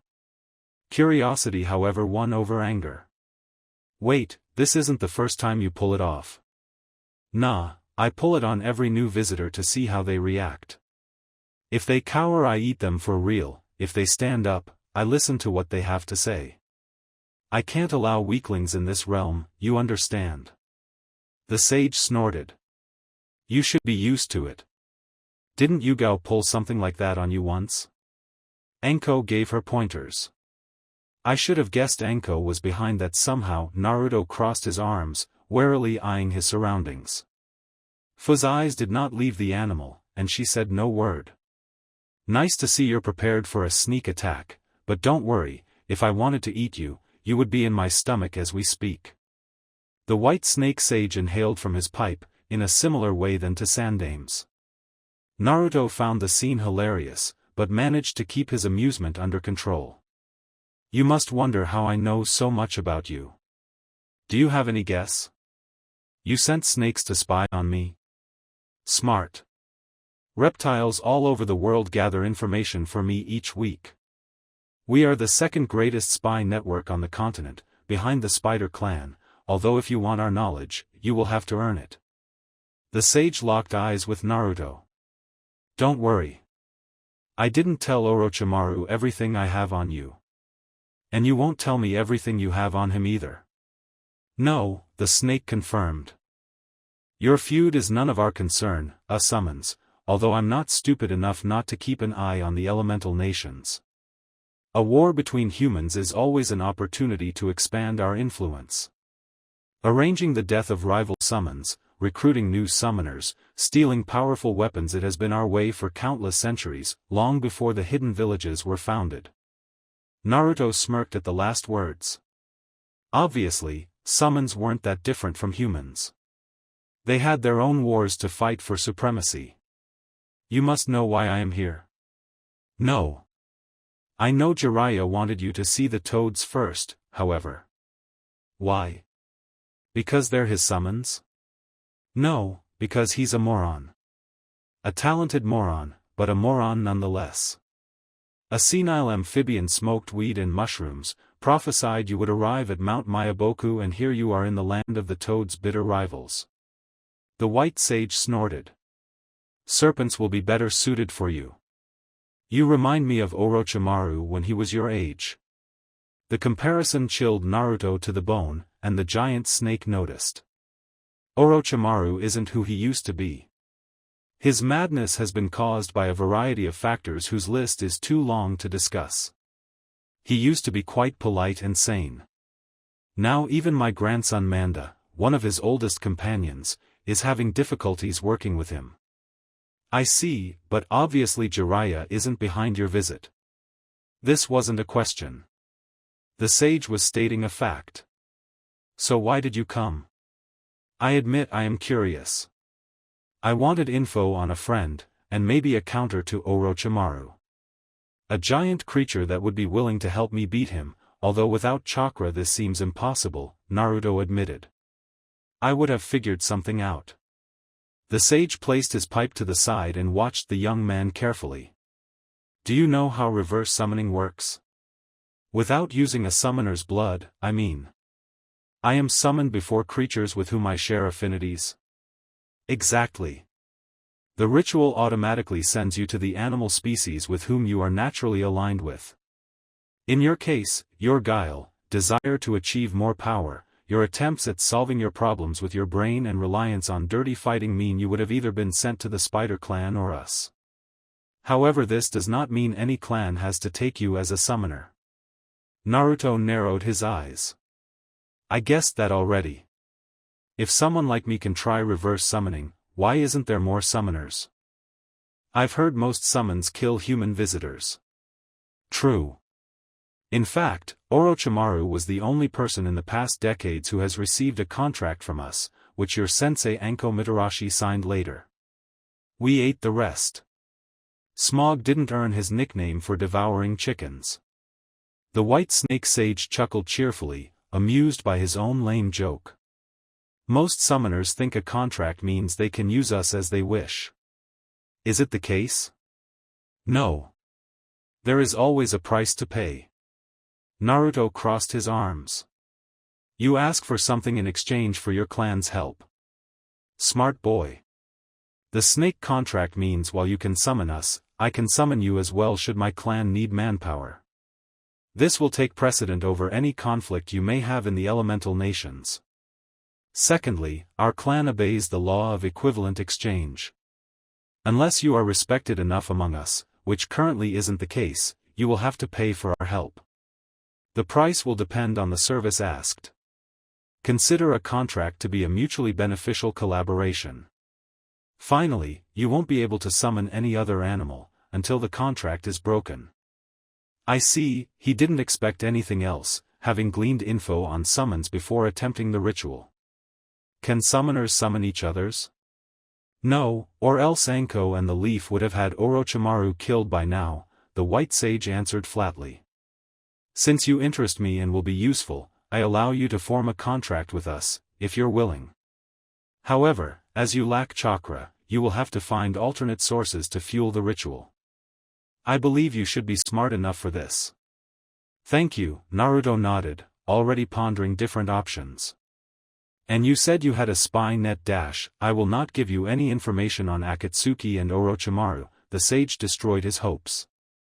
My clan has a non-aggression pact with this organization and as such I will not do anything that could endanger it. I can give you access to your family's history, but since multiple Akatsuki members are intrinsically linked to it, this shall be limited. Naruto clenched his fists. And Anko Mitarashi? The white snake paused. She isn't part of our accords with Akatsuki. I can give you her current location for a price. What do you want? Naruto asked warily. The white sage, astonishingly enough, grinned. I've wanted to do this for a long, long time. That was immature. Very immature. It wasn't my idea, Naruto told Tenten, taking a coffee break together at her home. Admit it, it was funny. I thought Jiraiya was going to have a cardiac arrest. Understandable. I would have had one if you teleported with a giant white snake right in front of me, shouting, "White snake sage, I choose you," for everyone to hear. How did you manage to pull that off? No idea. The giant snake took a little of my blood and did all the work. He guessed it was some kind of advanced summoning. Hopefully, Orochimaru couldn't do that, or else the Leaf was screwed. He made me sign a scroll bigger than you, but since I don't have chakra to make the summoning possible, I've been researching alternate solutions. I've read blood can be a viable alternative to chakra. This is how animals were summoned back when the sage hadn't taught anyone how to use chakra. Unfortunately, the bigger summons need human sacrifices. This is completely impractical. Signing the contract didn't bring you anything. What is the point in having a skill you can never use? Because it can be helpful. Yes, I can't summon anything myself, but my teammates can use my blood to summon snakes themselves, which could potentially save our life. Have you not considered the snakes might turn against you? Snakes are mercenaries at heart. Naruto crossed his arms. The smaller ones obey a command dutifully because the summoner is stronger than them. Some obey because they are friends with the summoner, and the bigger reptiles trade for their service. At least one would kill Orochimaru in a heartbeat if I paid him enough, and Manda, the strongest of all snakes, only work against 100 sacrifices. The toads aren't that much better. From what I heard, Toad boss Gamabunta refuses to obey Jiraiya whenever he feels like it. Naruto shrugged. A friend of mine summoned snakes inside Konoha for a decade and they never caused trouble. They don't really care about which flag they fight under as long as they're paid for it. Tenten frowned slightly, as she brought the coffee to her lips. Speaking of Jiraiya, did he well? The rumors dash, he peeped on you, Naruto told her flatly, making his friend spit out her drink. I've never had the displeasure of meeting a man more perverted than him. This is unfathomable. That bastard. Tenten clenched her fists. I'm going to castrate him. I can do it for you, if you erase my debt. Sorry, the pleasure will be mine alone. Tenten grinned. Don't worry, what I've in mind is good for you. She placed a sheet of paper on the table. Naruto glanced at it. The symbol represented a complex ceiling array, looking like an open eye. I called it the anti-ninja field. What does it do? It sucks in every source of chakra within a 20 meters radius. Naruto stayed silent, glanced at Tenten, before finally settling on seizing the paper and memorizing every feature. How? It creates an imbalance between yin and yang, the positive and negative aspects of energy and matter. The imbalance needs to be corrected, and nearby chakra is absorbed into the seal until the energies are balanced. The kunoichi finished her cup. At worst, techniques should either be nullified or weakened when used within the radius. At best, ninjas nearby will be killed by chakra depletion. It is impractical for most people, as their chakra would be absorbed, killing them, but I don't need it to live, Naruto finished. Yes. Tenten smiled kindly. This will give you an immense advantage over enemies. I need to find a safe way to make it work, but once it is completed he hugged her, making her squeal in surprise. You're awesome, he said, with tears in his eyes. No, you're the most wonderful friend ever. I know, the girl grinned, breaking off the embrace. But that doesn't mean I'll go easy on you. Sometimes, Naruto smiled sadly. Sometimes I forget you're the sweetest girl I know. It was while going on a walk, as the sun was almost set, that Naruto noticed it in the skies. The creature had the shape of a giant beetle, easily the size of a human. It was strong and beautiful, its body covered with green scales. It was flying aimlessly under the moonlight until it noticed the blonde genin. The ninja backed down in dread, when the giant beetle landed in front of him. Don't worry, Naruto. It's me. Fu. Naruto stared, astonished, at the creature. What happened to you? I took over her body for the night. While the voice came from the same source, it was different. A deep, bug-like noise. Enchanted. I am Chome the Lucky Seven Tails. The teen blanched. Am I speaking to a bijou? You broke the seal? No, it's Fu's voice fell silent. We have an agreement. I let him use my body like it wants from time to time, in exchange for its chakra. I wanted to fly, the creature said flatly. Do you want to fly, Naruto Uzumaki? Come on, it's pretty wonderful. Fu insisted. Nana will hold you and nothing else.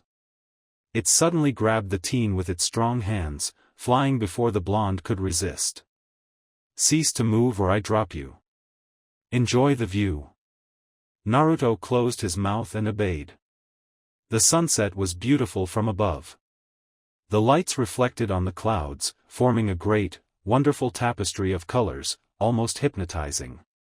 Beautiful, he whispered, feeling the wind blowing on his face. Yes. The Nanabi grunted. Fu, give me more control. I want to blow up that ugly Hokage monument. Wait, no. Fu panicked. Why would you want to do that? It blocks my view of the twilight. Naruto decided not to push the issue and changed it. So you want to speak to the Nine Tails? Something like that? No. I never liked Kurama. He boasts the number of tails shows the order of power, and as such he is entitled to rule over all creatures. The oversized beetle snorted when Naruto frowned. Nanabi, Kyubi, they are titles men gave us. We have real names. I do not mind my title, for 7 is a happy number. I see, Naruto shrugged. So I'm not the only one to dislike the nine-tailed fox. He is a nine-tailed asshole, Chomei summed up with the subtlety of a sledgehammer. Good to see it did not influence you. Tell me, why is this place called the Hidden Leaf? There are more trees in Taki. According to history books, Madara Uchiha named the town the Hidden Leaf after the Shodai created the buildings with his Mokuton. Naruto snorted. He was slightly surprised the Bijou could be so civil. He defected soon after. You should have done the same. The hidden villages bring us Bijou and Jinchuriki nothing but suffering. We share the same boat. It grunted. Is it not, Fu? The girl stayed silent an instant, and her blonde friend couldn't repress his curiosity. What happened in Taki? He asked. Nothing, she lied through her teeth. Nothing at all. Sasori glanced at his partner, covered with bandages. How long until you are at full strength again? A few days. I would say aesthetic surgery isn't that bothering, and Kimimaro is surprisingly adapted to flesh alterations. A blade of bone grew out of Orochimaru's arm, which surprised the red scorpion. He had expected blood to flow. Obviously, the Kagaya bloodline reduced the damage done to the body. With this enhanced vessel, Sarutobi-sensei will surely fail. The puppeteer snorted and glanced at the bottles piled next to the Sannin. Has the quota been fulfilled? It has been shattered. Orochimaru chuckled. We have enough samsara to fuel an army. I will smuggle it inside the walls once my agents are ready. Sasori chuckled. Deidara has finished preparing the bombs. Oh. I guess we will see who is the better artist soon then, Orochimaru teased his partner, who shrugged. He wasn't in the mood to discuss his rivalry with Deidara. What about the Nanabi and the Gobi? I asked for reinforcements, and we will have them. And Naruto-kun? Alive. My agents will move when Naruto expects it the least. Sasori glared venomously at the Sannin. What madness possessed you? You could have killed him. No, I was certain he would survive the procedure, and it will allow me to restrain him any time. In truth, the reason Orochimaru had infected Naruto with the cursed seal was to better control him. Once addicted to the seal's chakra, he will come to me begging like a dog, the snake thought with amusement. With the Kyubi under my control and Edo Tensei, I will be able to defeat Pain after Konoha is wiped off the maps, of course. Myriads of plans took shape in his mind, each more cruel than the last.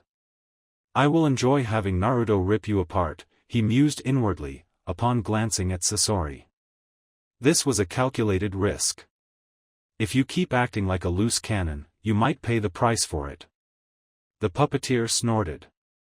How many soldiers will Edo Tensei provide us? Orochimaru grinned behind his bandages. More than enough. Naruto glared at Sarutobi. You stole Perry from me. It came to me first, the Sandaime chuckled, the animal resting on his lap. With this pose, the old man could be mistaken for an evil mastermind. When do you intend to extract its venom? Soon. I'm building hollow projectiles to deliver it. Naruto sat in a chair, locking eyes with his mentor. You summoned me at this late hour to speak about Anko, am I right? You will be happy to learn a rescue mission has been launched. Sarutobi interlaced his fingers. The coordinates the White Snake Sage gave you confirm our own investigation. Akatsuki has a base near Kyusugakure. Jiraiya believes this is an experimentation lab. You realize this might be a trap. I assume every recovery mission is a trap. Which is why you won't be part of it. The boy's heart stopped beating briefly. Why? Naruto clenched his fists. I gave you the info in the first place. Orochimaru will be able to locate your cursed seal, warning him of the operation. Sarutobi inhaled the smoke. And before you try to worm your way into the team, which you probably intend to, let me tell you the ANBU is on its way as we speak. You far-sighted old bastard, how many people have you sent? Anko is probably closely guarded. I sent the best and Yugao is part of them. Sarutobi narrowed his eyes. As much as I hate to say it, you are too precious for Konoha to risk now. Especially since I need a counter to Gaara in town. Here they were. The real reason he was brought to the office.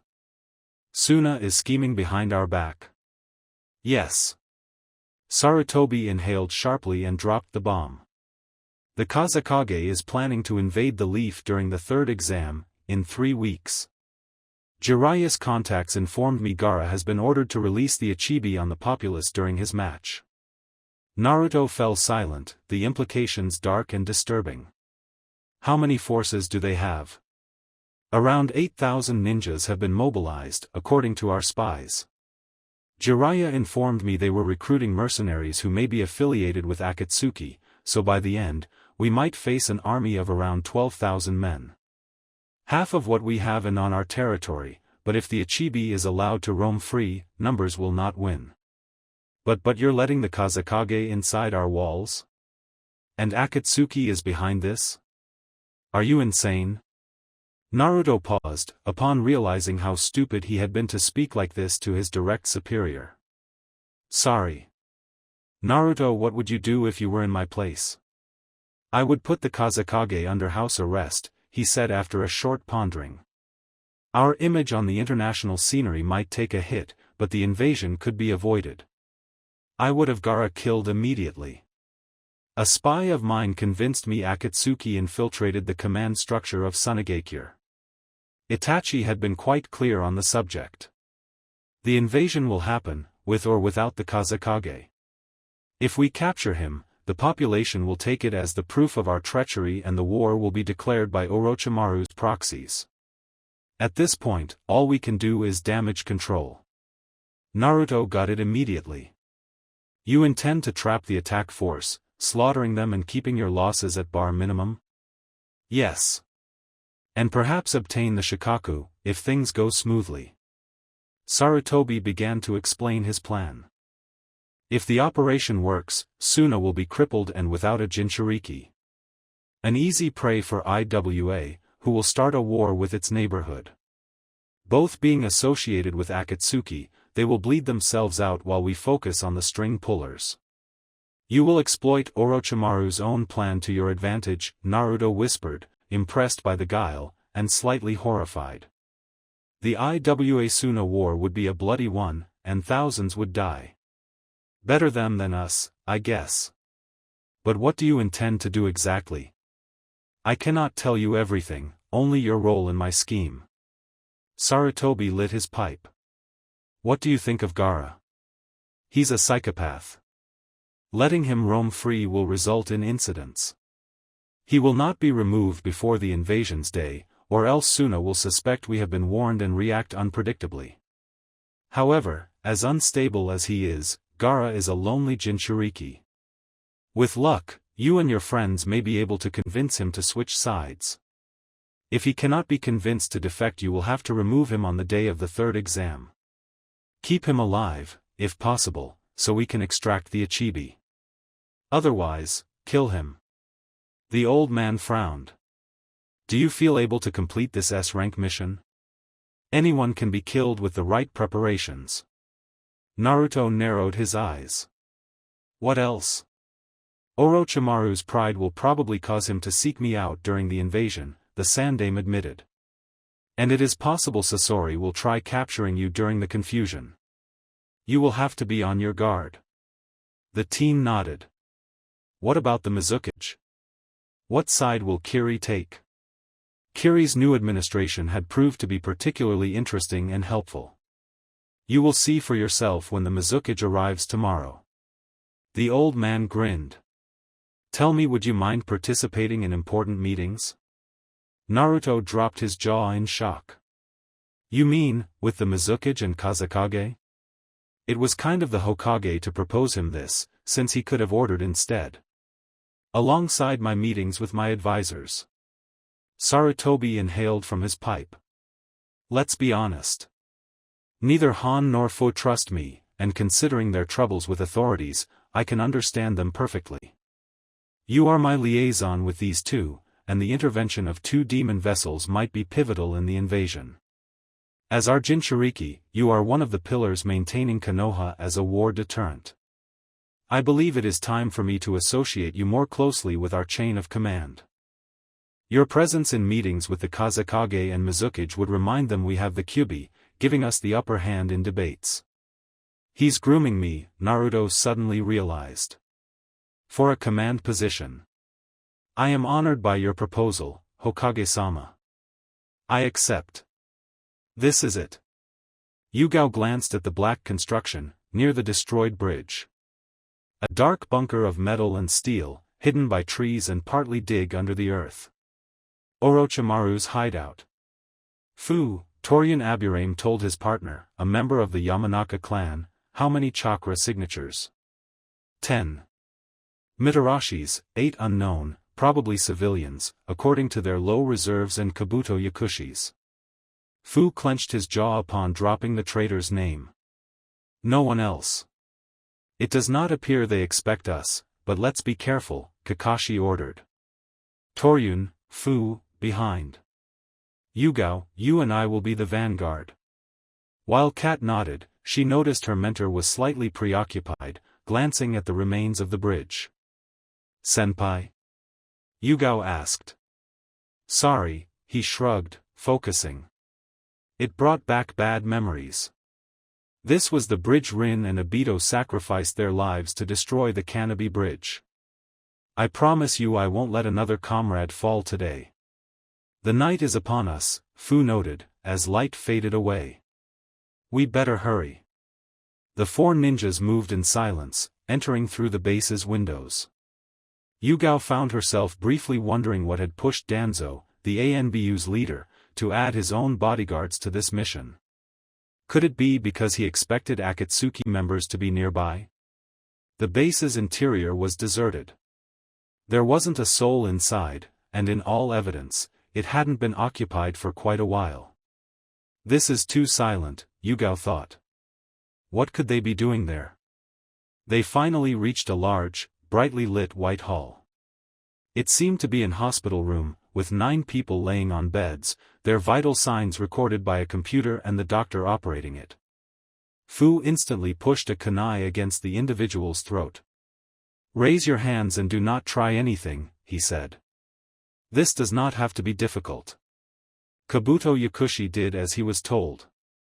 Ah, my fellow Root, have you come to pay me a visit? He asked, sounding friendly and confident. It is nice to see you again. Yugao ignored the traitor's words and focused on his patients. They were 6 men and 3 women, different in appearance, clothing, and age. Enko was among them, her eyes wide opened, empty, lifeless and crimson in color. Enko, it's me, the ANBU began, trying to wake her up. They suffered body modifications, Torian whispered, upon glancing at the comatose patients. Interesting. My insect sense one of them had a few muscles replaced with metal. You drugged them? Kakashi asked Kabuto. Answer me. As Fu Yamanaka pushed the kunai closer to the throat, nearly drawing blood, Kabuto adopted a fake smile. Me? I did nothing. I was simply tasked to monitor them yesterday. What is it? An illusion? Yugao wondered out loud. A genjutsu? Limited Tsukuyomi. The group put itself on guards, as a deep, stoic voice resonated. Slowly, an individual wearing black robes and a spiraled mask walked through the room's wall. His demeanor was calm and serene, inhumanly so. An illusion that reads the heart's desire and traps the victim in a convincing simulation of it. A genjutsu so perfect, one has to sacrifice his dearest dream to escape it. To sum it up, this is a self-inflicted prison. A living fantasy where one wants to spend eternity within to escape the despair of real life. Who are you? Kakashi clenched his fists, ready to attack any time. I am so many things, Hatake, you wouldn't comprehend half of them. The masked man shrugged his shoulders. You can say I am a magician.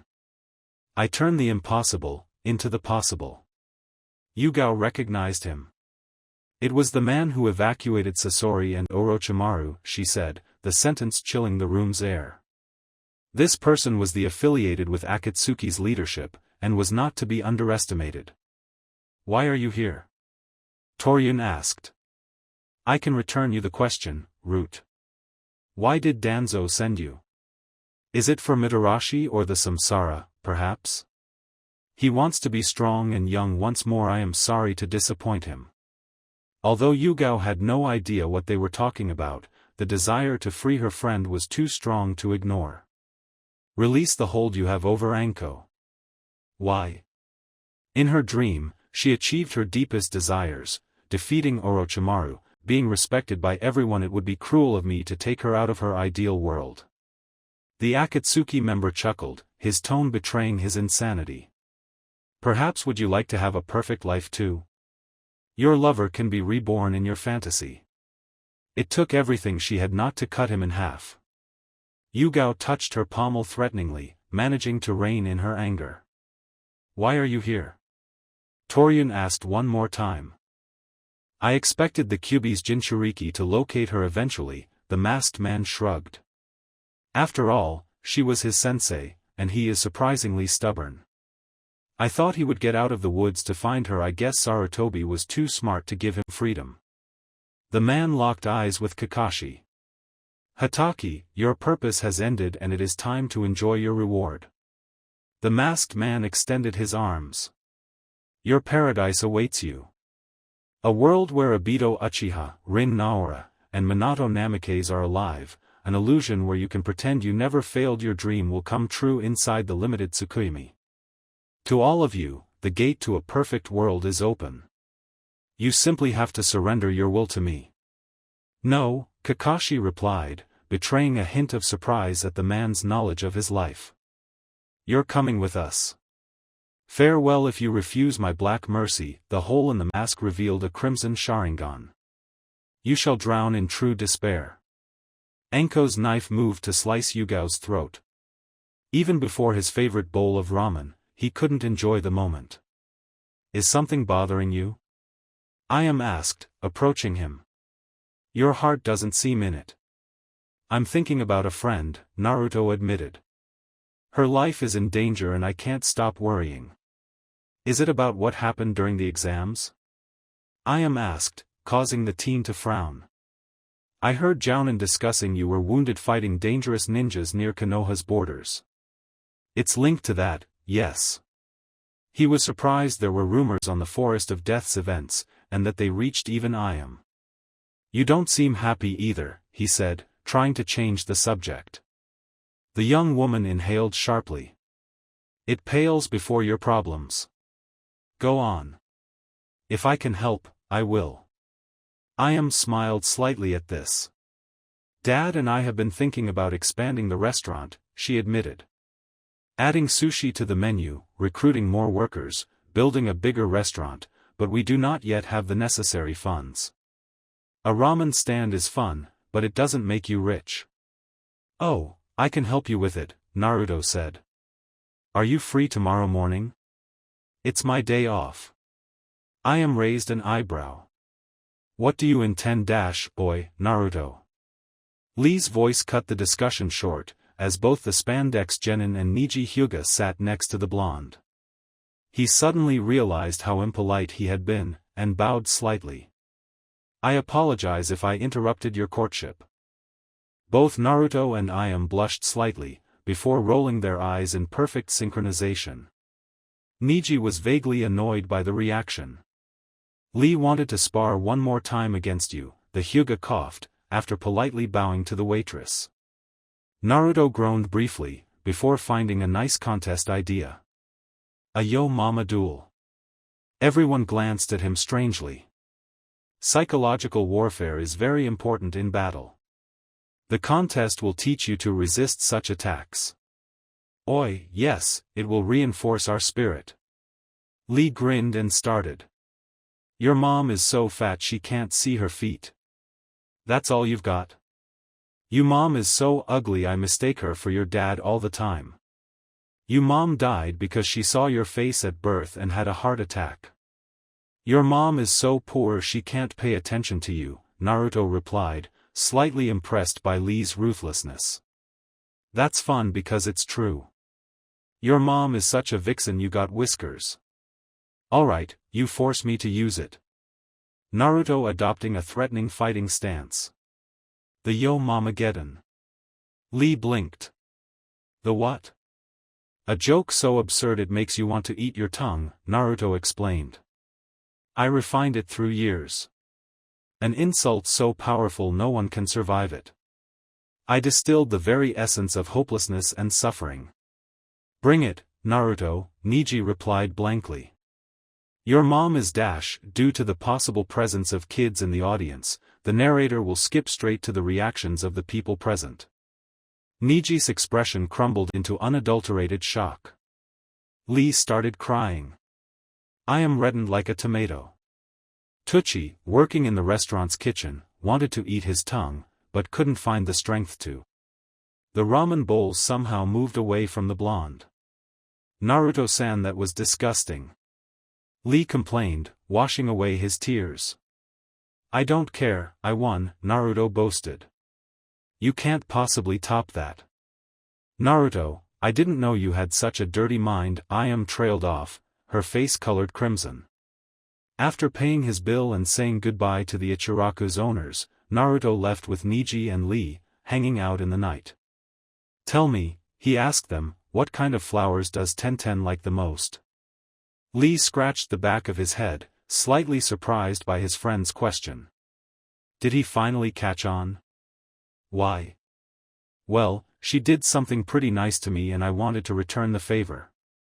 I think from you, she would like roses better, Niji pointed out, inwardly hoping his friend would get the hint. Unfortunately, he didn't. Really? Naruto asked, slightly confused. I didn't think she was the kind of girl to like them. Niji glared at the Jinchuriki silently. Moron, he told him bluntly. How can someone like you be both so tricky and yet so damn oblivious? What? He frowned at Lee and Niji. What's wrong? The two genin exchanged glances. Which of us is going to tell him? Lee wondered. I'm not, Niji deadpanned. It's not our problem. Naruto prepared to retort something, when they were interrupted by a strange duo. Say it, Han told Sasuke, as they walked through the street. No.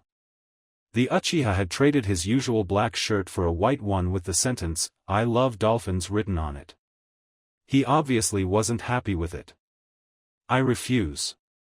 Do you want to learn the water dolphin missile jutsu that kills everything that bleeds or not? The giant asked him. Obey the Han or suffer the consequences. Sasuke inhaled sharply. I love dolphins, he said, every word sounding painful and ridiculous. That's the spirit. Everything is better with dolphins. The former Iwa Nin grabbed Sasuke's shirt and dragged him away. Now, the Han will give you the power of a radioactive shiny dolphin. Naruto's group stayed silent an instant. What just happened? The Hyuga prodigy asked. No idea, the blonde sighed, rolling. Now, what's the problem with Tenten? Once he glanced at the spot his friends used to occupy, he realized Lee and Niji had vanished. Bastards. Shrugging, Naruto went on a silent, lonely walk, observing the sky. He finally spotted Fu's transformed body flying nearby. It landed on the training ground they usually used to spar, causing the blonde to go there. Once he arrived, the Jinchuriki had adopted her human appearance once more. "Hi," she said, once he caught up to her. "How was your meeting with the Sandame?" "Pretty nice." "How was your flight?" "Nice. Nana says it would be good if you were to ride me next time, it enjoys your physical contact." She suddenly realized the accidental innuendo, and ground her teeth. "Not even remotely what you think it means. I never said it. Trust me, I'm the victim of this kind of misunderstanding from time to time." Naruto crossed his arms. "About Taki dash, I don't want to talk about it," Fu cut in suddenly. "Never did I," he put his hand on her shoulder, making her squirm in surprise. "Look, whatever happened there, I wanted to say here at least, you are welcome. I don't know what the Takinins did to you, but I promise you I will do my best to be a good friend to you." The girl was slightly surprised by the admission, but beamed with happiness next. "Thanks," she said, briefly hugging him. "You're going to return home?" "Later. I've got to dash." He suddenly clenched his fists. "Fu, prepare yourself." The girl immediately broke the embrace and adopted a fighting stance. A few meters away from them, under a tree, a young boy with red hair and cold eyes was standing, motionless. "Tell me," Gaara of the desert spoke, without any hint of emotion. "What is your name?" As the Yanbi was fully extracted, as life was reaped from its Jinchuriki's body, a god contemplated his work. Death and life did not matter to Pain. He who could raise the dead as an extension of his will, and could ruin thousands of lives in a matter of seconds, was not troubled with such trivial considerations. Rashi had been nothing more than an ant crushed under a boot. A statistic. A small sacrifice fueling a greater design. Yet, sometimes, the deity remembered what it was to be human. To have such a fragile existence, to love, to smile when you achieved a goal, to laugh at a joke, to cry when your friends died. Pain had left that behind him long ago. No, there was only his dream, and obstacles in the way. 5, he mused to himself. 5 remain out of my grasp. And 4 wait in the leaf. Could it be a coincidence? Or do the 9 aspire to be one once more? Madara had insisted he should leave his lair for once and attack the leaf in person. The leader of Amigakure had refused, preferring to focus on unlocking the secrets of the Sage of the Six Paths, the secrets of chakra itself. The ancient Uchiha had cursed and stormed off. Whether or not the masked individual was indeed Madara Uchiha or a fake did not matter to Nagato. Legendary or otherwise, he was a mere man. And Pain was a god. Yet, Pain knew he wasn't omnipotent. Quite the contrary, in fact. He would die one day, be it in a week, a month, a year, or a decade. He would not leave long enough to enjoy his utopia, but at least he would lay its foundations. He would die in peace then, and only then. Nagato closed his eyes, and dreamed of paradise. "You," Gaara whispered softly, "what's your name?" "Naruto Uzumaki." The blonde narrowed his eyes. How the psychopath had managed to sneak up on them and why, he had no idea, but considering his personality, a fight might break out. The ANBU watching me can't have missed it, he thought, noticing at least one masked man observing the scene from afar. "I'm Fu," the girl spoke, interlacing her fingers, prepared to strike. "You're Gaara of Suna, correct?" Of course, she was perfectly aware who he was, but preferred to play fool and better surprise him. "Yes." The madman stayed silent an instant. "Jinchuriki. You are the incarnations of demons too." "Demon vessels," Naruto corrected, understanding playing dumb was futile. "How did you guess? Is it the Shikaku who told you?" "Yes," he replied, unsurprised by their knowledge. "I wanted to see your eyes." happy with what you see? Fu deadpanned. Gaara made no sign he acknowledged her presence. In fact, all his attention was focused on Naruto, both teens having entered a silent staring contest. Naruto Uzumaki, what do you live for? Gaara's voice betrayed no hint of emotion. To be the strongest, Naruto replied, inwardly slightly disturbed. He had the feeling the madman would sense any lie and answer with deadly force. To be at the top of the food chain. So you're a predator too? Gaara glanced briefly at Fu. And you? To become the strongest kunoichi the world has ever seen, the Takinin said confidently. Good. Gaara shrugged. Then you will understand why I have to kill you both. A surge of pain flared in Naruto's neck, and he started releasing killing intent. I would like to see that, Naruto threatened coolly. This is the way things are. I must be the strongest. Anyone who challenges this goal is a threat to my life. Gaara snorted, sand swirling around him. Not yet. I will seek you out later. You will validate my existence. As the psychopath vanished from their sight in a tornado of sand, Naruto glanced at his shoulder. The cursed seal was sensing its host's murderous intents, but his will and Jiraiya's seal kept it in check. Psycho, he whispered. Naruto, be wary, Fu warned. Nana and I can defend ourselves, but hey, I can defend myself too. Whatever hopes he had of convincing Gaara to join them had been thrown out of the window. The boy was too unstable to be left alone. I will have him killed for threatening us. It wasn't a possibility. It was a fact. Fu snorted. I doubt he will leave us a choice in the matter. The worst part, Naruto mused darkly, is that I could have ended up like him. Fu went on to return home, offering to carry Naruto there by flying. The blonde politely refused, having another matter to attend to first. Returning to the town, Naruto decided to seek out Jiraiya. The man was most likely near the hot springs, observing naked girls from a vantage point. As it turned out, it was exactly what the pervert was doing. Ah, I like night baths, Jiraiya chuckled, as Naruto climbed onto the roof. The man was watching his unsuspecting victims through a telescope covered with seals. When the genin pointed a finger at them, the Sannin grinned. They allow me to see perfectly in the dark.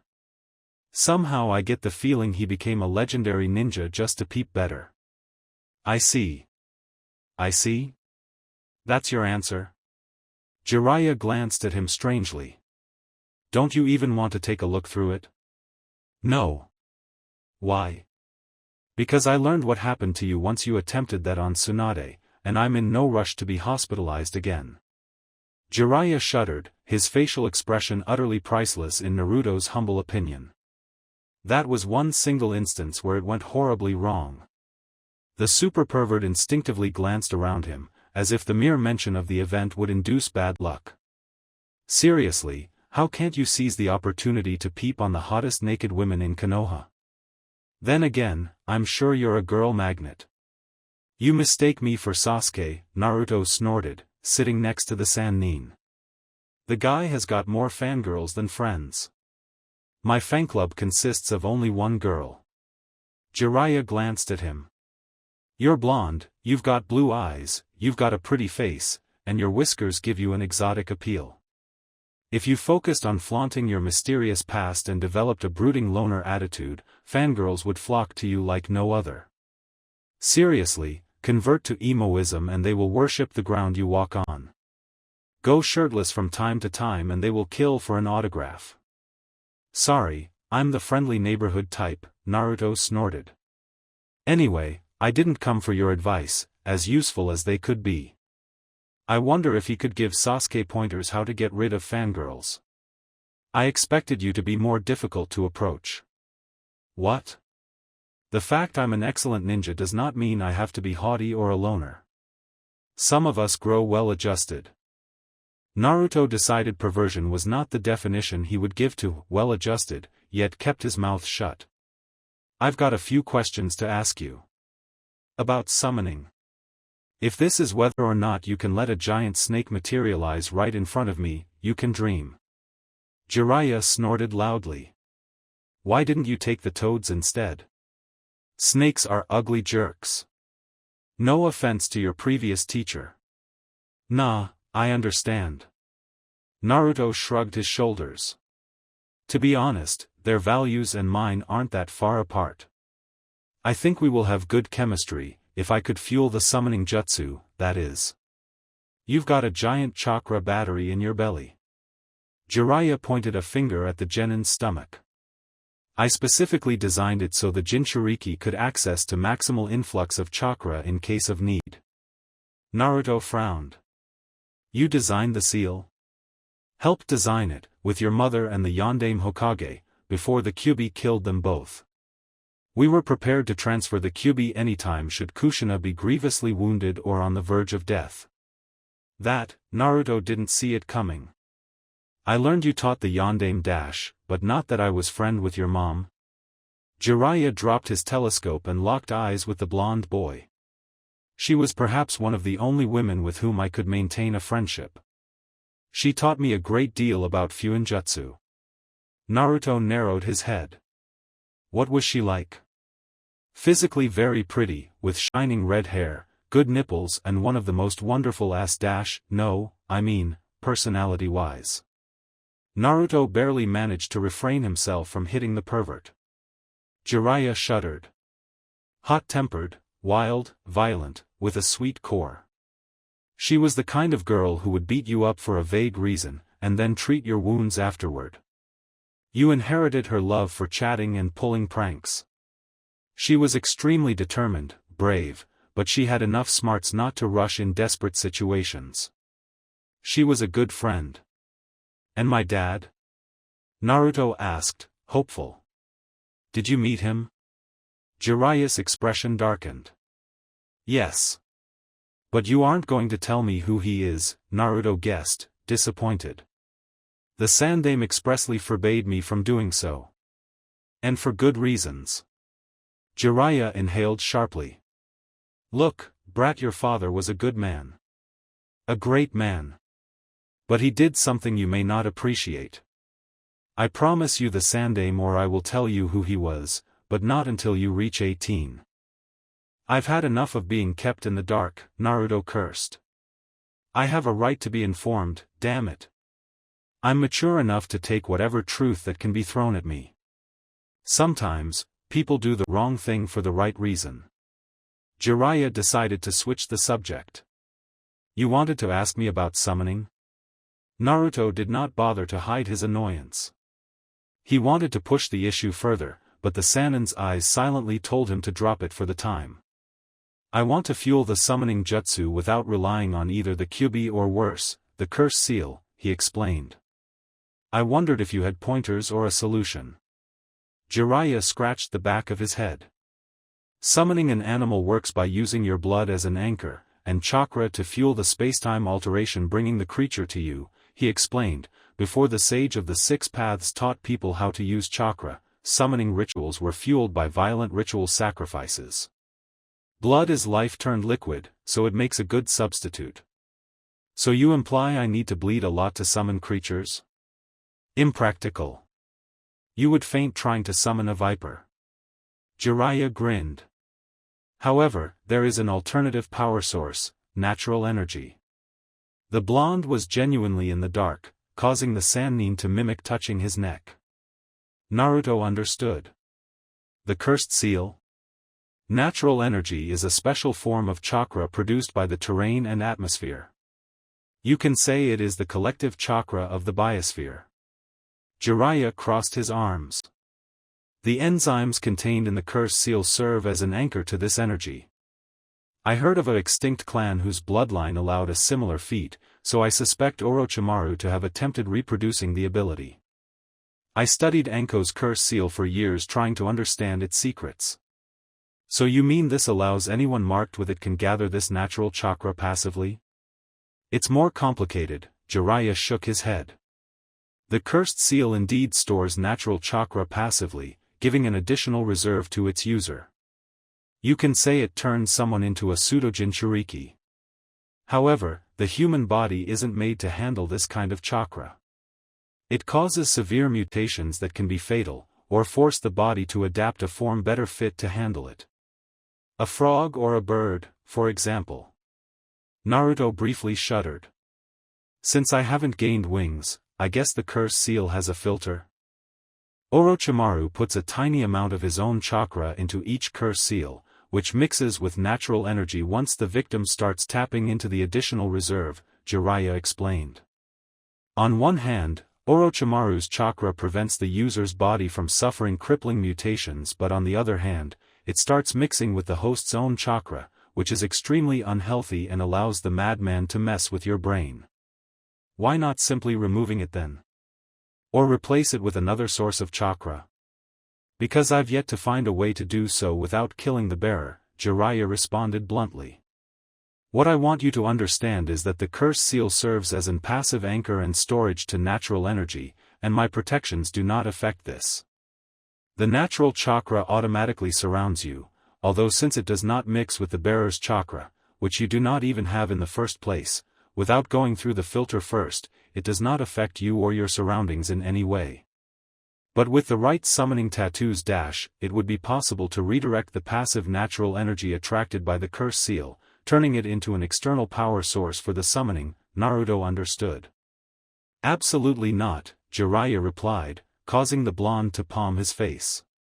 Natural chakra fueling a jutsu minus personal chakra as filter would probably make you grow a tail, or worse. You're such a biological anomaly, I'm not even sure you wouldn't turn a Batman or Spider-Man. Naruto raised an eyebrow. Biological anomaly? Sure, I've got an illness boy, you are a living insult to nature. The sage inhaled sharply. Think outside the box. Chakra is needed to live. It's as important as the heart for someone to live. Chakra depletion kills. You survived for years without any chakra. Get it? Naruto actually never considered it under that angle. You imply I imply nothing, I can only guess. Jiraiya clenched his jaw. Either you have a rare genetic disorder, which the Kyuubi only made worse, or once upon a time, humans did not have any chakra and could live without it, which the Nine Tails was aware of all along. You are potentially showing our modern theory about chakra is wrong, or at least, incomplete. The implications caused Naruto to blanch. But how? Even civilians have a spark of chakra and can die if it is removed. Because after a time, their body grow with this spark of chakra to the point their very life is linked to it. But, if we were to remove it from an infant, or surgically destroy his chakra pathways and tenketsu as the Nine Tails did while he was very, very young, he could, perhaps, grow up without any chakra at all. Nobody has tested it yet, and the moral implications of experimenting on babies stay my hand, unlike a former teammate of mine. The other option is that you have a genetic mutation which the Kyuubi's actions caused to manifest. Jiraiya locked eyes with Naruto. Brat, only the fox has the answers to these questions. He will never give me the answers. Naruto glanced away. Look, could we stop talking about my condition? Let's return on the summoning. If I can't summon, then what are your tattoos going to do? They would allow you to keep a summon with you anytime. Naruto raised an eyebrow, and the old man explained. Summons, after a time, automatically return to their home because they strive on natural energy, which their homes are loaded with. That's why they're bigger and smarter than normal animals. The elemental nations do not have enough natural energy to support them for long. Have you never wondered why loyal summons simply don't make their nest in Konoha? Jiraiya inhaled sharply. If I modify the cursed seal, I could turn it into a senjutsu battery a summon could feed on. An anchor that would allow it to remain in the elemental nations as long as it stays with you. I could have animal familiars, Naruto trailed off, who could help me anytime, in a nutshell. It is a lot more complicated, but I think I can manage. But it takes time and efforts and I'm a busy man, Jiraiya lied through his teeth. Are you blackmailing me? Naruto pondered whether or not he should threaten the pervert ninja of informing every kunoichi he could of Jiraiya's observation points, before deciding menacing Orochimaru's equal was a bad idea. What do you want? Money? Dirty photos? I'm filthy rich, and although the second proposal is interesting, I've got a better idea. Jiraiya grinned lecherously. Since you spoke of my one bad day, I guess you have a decent grasp of Tsunade Senju's story, right? She left the Hidden Leaf after the end of the Third Shinobi War, and Guy mentioned she snapped after losing close relatives. Naruto raised an eyebrow. She's coming back to deal with the invasion? Sarutobi-sensei wants to enlist her, the pervert seal master confirmed. I'm pretty certain she's going to refuse and leave as soon as she can. However, I may have a solution to force her to cooperate. Jiraiya gave a light tap to Naruto's back. I heard you frequented casinos, Anko. Yugao struggled, her tanto parrying her friend's kunai. Anko stopped this. The kunoichi did not listen and attempted to punch the Anbu. Yugao took a step back to dodge, deflecting another incoming/next. The other prisoners attacked, two of them attempting to flank Cat. Bloody blades emerged from their forearms, ripping apart their own flesh. She does not see you, she heard the masked man laugh mockingly. All she sees is what I want her to see. As she struggled to stop the surprised assault, Yugao allowed herself a brief moment to observe her allies. Toryun had already executed one of his attackers with a mere slap, microscopic insects assaulting the cells and brain. The technique was rare and feared, and Yugao was thankful not to be on the receiving end of it. Meanwhile, Kakashi was casually deflecting the blows of two other patients. Their teeth had been sharpened into fangs, dripping venom. It only took him a few hand seals to burn them into ashes with fire. Unfortunately, Fu Yamanaka wasn't doing as well. Kabuto had seized the opportunity to free himself and counterattack. Scalpels of chakra formed around the medic's hands as he attempted to slice Danzo's solitaire in half, his speed betraying incredible experience and skills. Yugao was certain the man had been an ANBU once, before betraying the leaf. You're very stupid if you think Tobyman is going to let you win, the masked man chuckled lightly, appearing behind Fu Yamanaka by surprise. He grabbed the poor shinobi's head and in one motion, twisted the neck. As the corpse fell limp on the ground, the mysterious Akatsuki member touched Kabuto with his index. The scientist vanished, his body absorbed by the Sharingan. Surrender, and Tobyman will let you keep two organs of your choice. Kakashi attempted to kill him with a Chidori, but both the attack and its user traversed the Uchiha as if he was made of air. Who are you? The Kapinin roared, attempting to cut the individual in half with a wind technique. An Uchiha, it should be obvious, the masked man deadpanned, unfazed by the blade of air. Another possessed prisoner attempted to tackle Kakashi, breathing fire from his mouth and nose. Itachi Uchiha? Madara Uchiha? Why not Mikoto Uchiha? Take your pick, and let me delight in your confusion. Putting her tanto back in its scabbard, Yugao attempted an Iaido move. The strike cut in half her attackers, but she intentionally stopped her motion before she could reach Anko, opting to fight defensively. Anko, I know you are somewhere in this thick skull of yours, she snarled, dodging a roundhouse kick from Orochimaru's former apprentice, so wake up. This is useless, the masked Uchiha mocked her efforts, his tone deepening into a frighteningly monotone voice. These soldiers are the new face of the shinobi world.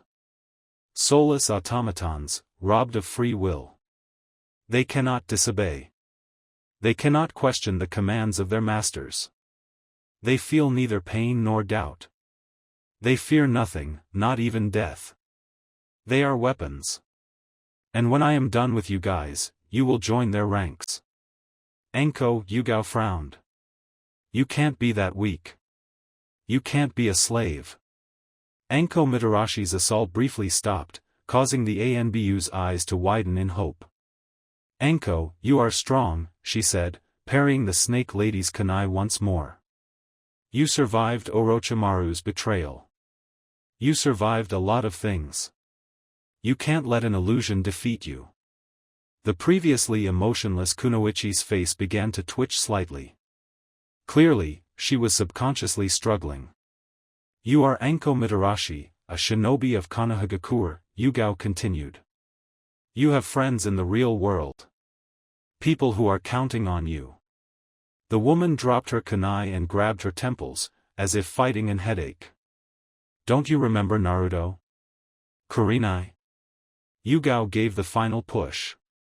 Can you let this man steal them from you? No.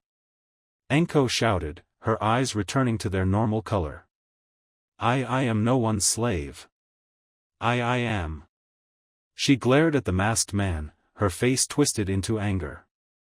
You asshole, oh, I am genuinely impressed you managed to break through the limited Tsukuyomi. The mysterious Uchiha clapped his hands, oozing with arrogance and malevolence. I guess I will have to do a little more field testing. The human mind can be such a hard thing to break. Do you have any idea what you did to me? Anko snarled, instantly summoning venomous snakes to bite the man. You violated my mind. I fail to see why it should bother me. He casually killed the animals with a volley of shuriken, finding himself surrounded by the Konohanins, his thralls having been killed down to the last man. Free will is nothing but a cancer. Love, friendships, bonds, hope, these are words we tell ourselves again and again, until we forget they are lies. They drive us to pain and despair. Wouldn't it be better if they were removed? This way, you can see the plain truth. Which is?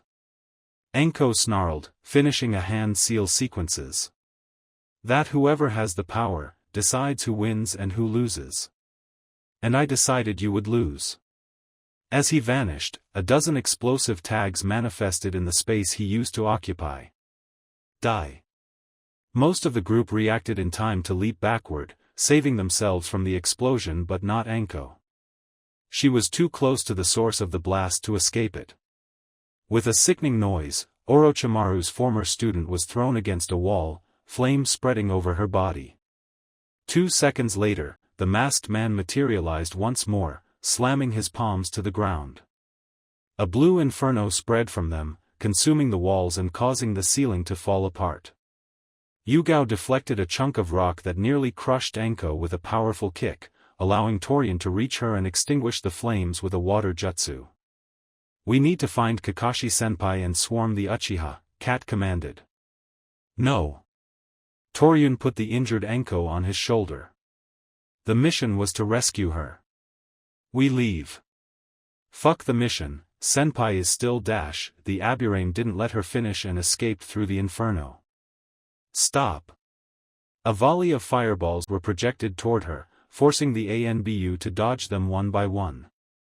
The masked man teleported multiple times in quick succession, firing a new blast of fire from his open right palm every time. A wall of earth formed between them and Yugao, shielding her. Kohai, Kakashi's voice reached her ears, as he stepped at her side, get the hell out of there. And abandon you? She tightened her hold over her Tonto's pommel. Are you mad? Your fighting style is useless against his intangibility, Kakashi replied, revealing his Sharingan. Only my eye can match his own. You might get caught in the crossfire. Yugao ground her teeth. You told me those who break the rules are trash, but those who abandon their comrades are worse than trash. By dying there, you are abandoning Anko and the comrades that wait for you at home. Kakashi locked eyes with her, as the wall of earth shook. Leave now, or I will be forced to kick you out. I will beat him. Yugao knew it was a lie, but right now, she truly wanted to believe it. Promise it. I promise I will defeat him, Kakashi lied with fake cheerfulness. I won't allow my comrades to die. I will protect you with my life. Now go. Yugao reluctantly obeyed, praying whatever god who would answer to protect her mentor. Oh, and one last thing, she turned to glance at her teacher's back. Take care of little Naruto and Sasuke for me, will ya? I promise, she said, leaving him. Once alone, Kakashi took a step back, his earth wall shattered by a powerful fireball. Out of the growing flames, ignoring the crumbling ceiling as if walking through a garden, the masked Uchiha emerged. Pushing your friends away, so you can try some heroic last stand, how silly. You have a serious martyr complex. The masked Uchiha snorted, his Sharingan's tomo being replaced with a new design. You are but a deluded fool, Kakashi. You could have been a great shinobi, and in the end, you became a great failure. You failed your father. You failed your teammates. You failed your teacher.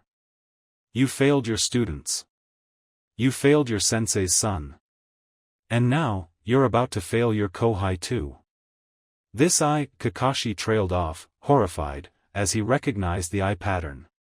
The one his own Sharingan sometimes adopted in times of extreme stress. Where did you get it? Isn't it obvious? The masked man shrugged his shoulders, then he teleported right in front of Kakashi, ready to hit. The Kopinin barely managed to catch the masked man's sucker punch with his open palm. You said you won't allow your comrades to die. Yet, this is precisely what you did in the past. No, Kakashi clenched his remaining fist, realizing the truth. It can't be you robbed his grave. He pushed the man back, attempting to kill him with a lightning bolt. It was stupid of you and Namikaze not to get the body back, the masked man mocked him, the attack phasing through him. Seriously, leaving little Obito under rocks and never bothering to unearth him and his Sharingan? How stupid can the leaf possibly get? Bastard! Kakashi roared, unleashing a powerful gale of wind at the monster.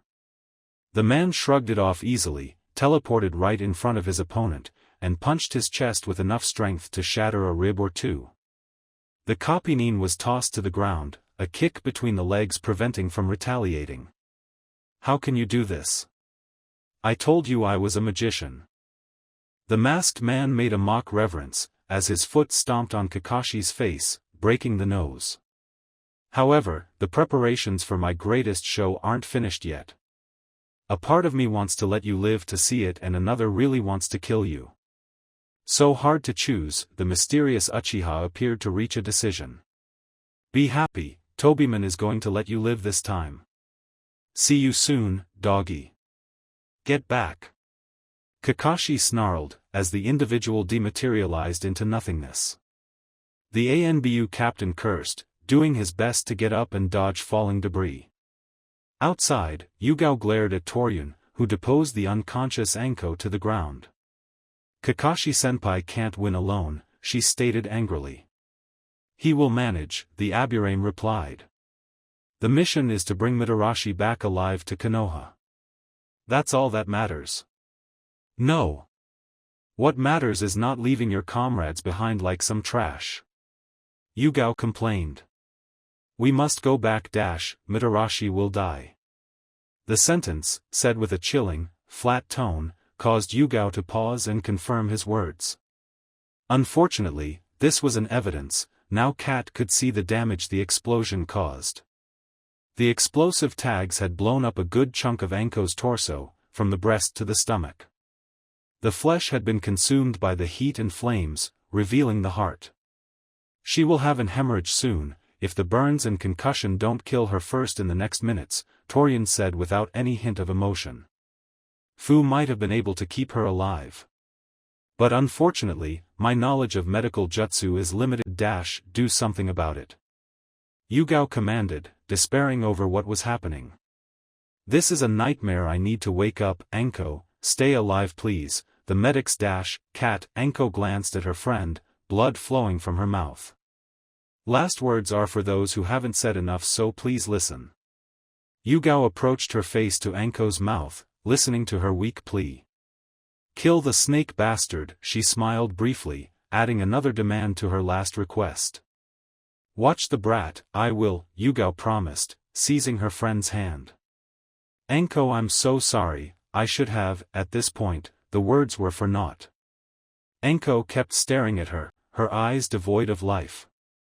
Yugao would have cried, if she still could. Toryun, for all his blunt stoicism, did not try to tell her to move. They just stayed there in silence, as if time had stopped. Cat, Kakashi put an hand over her shoulder.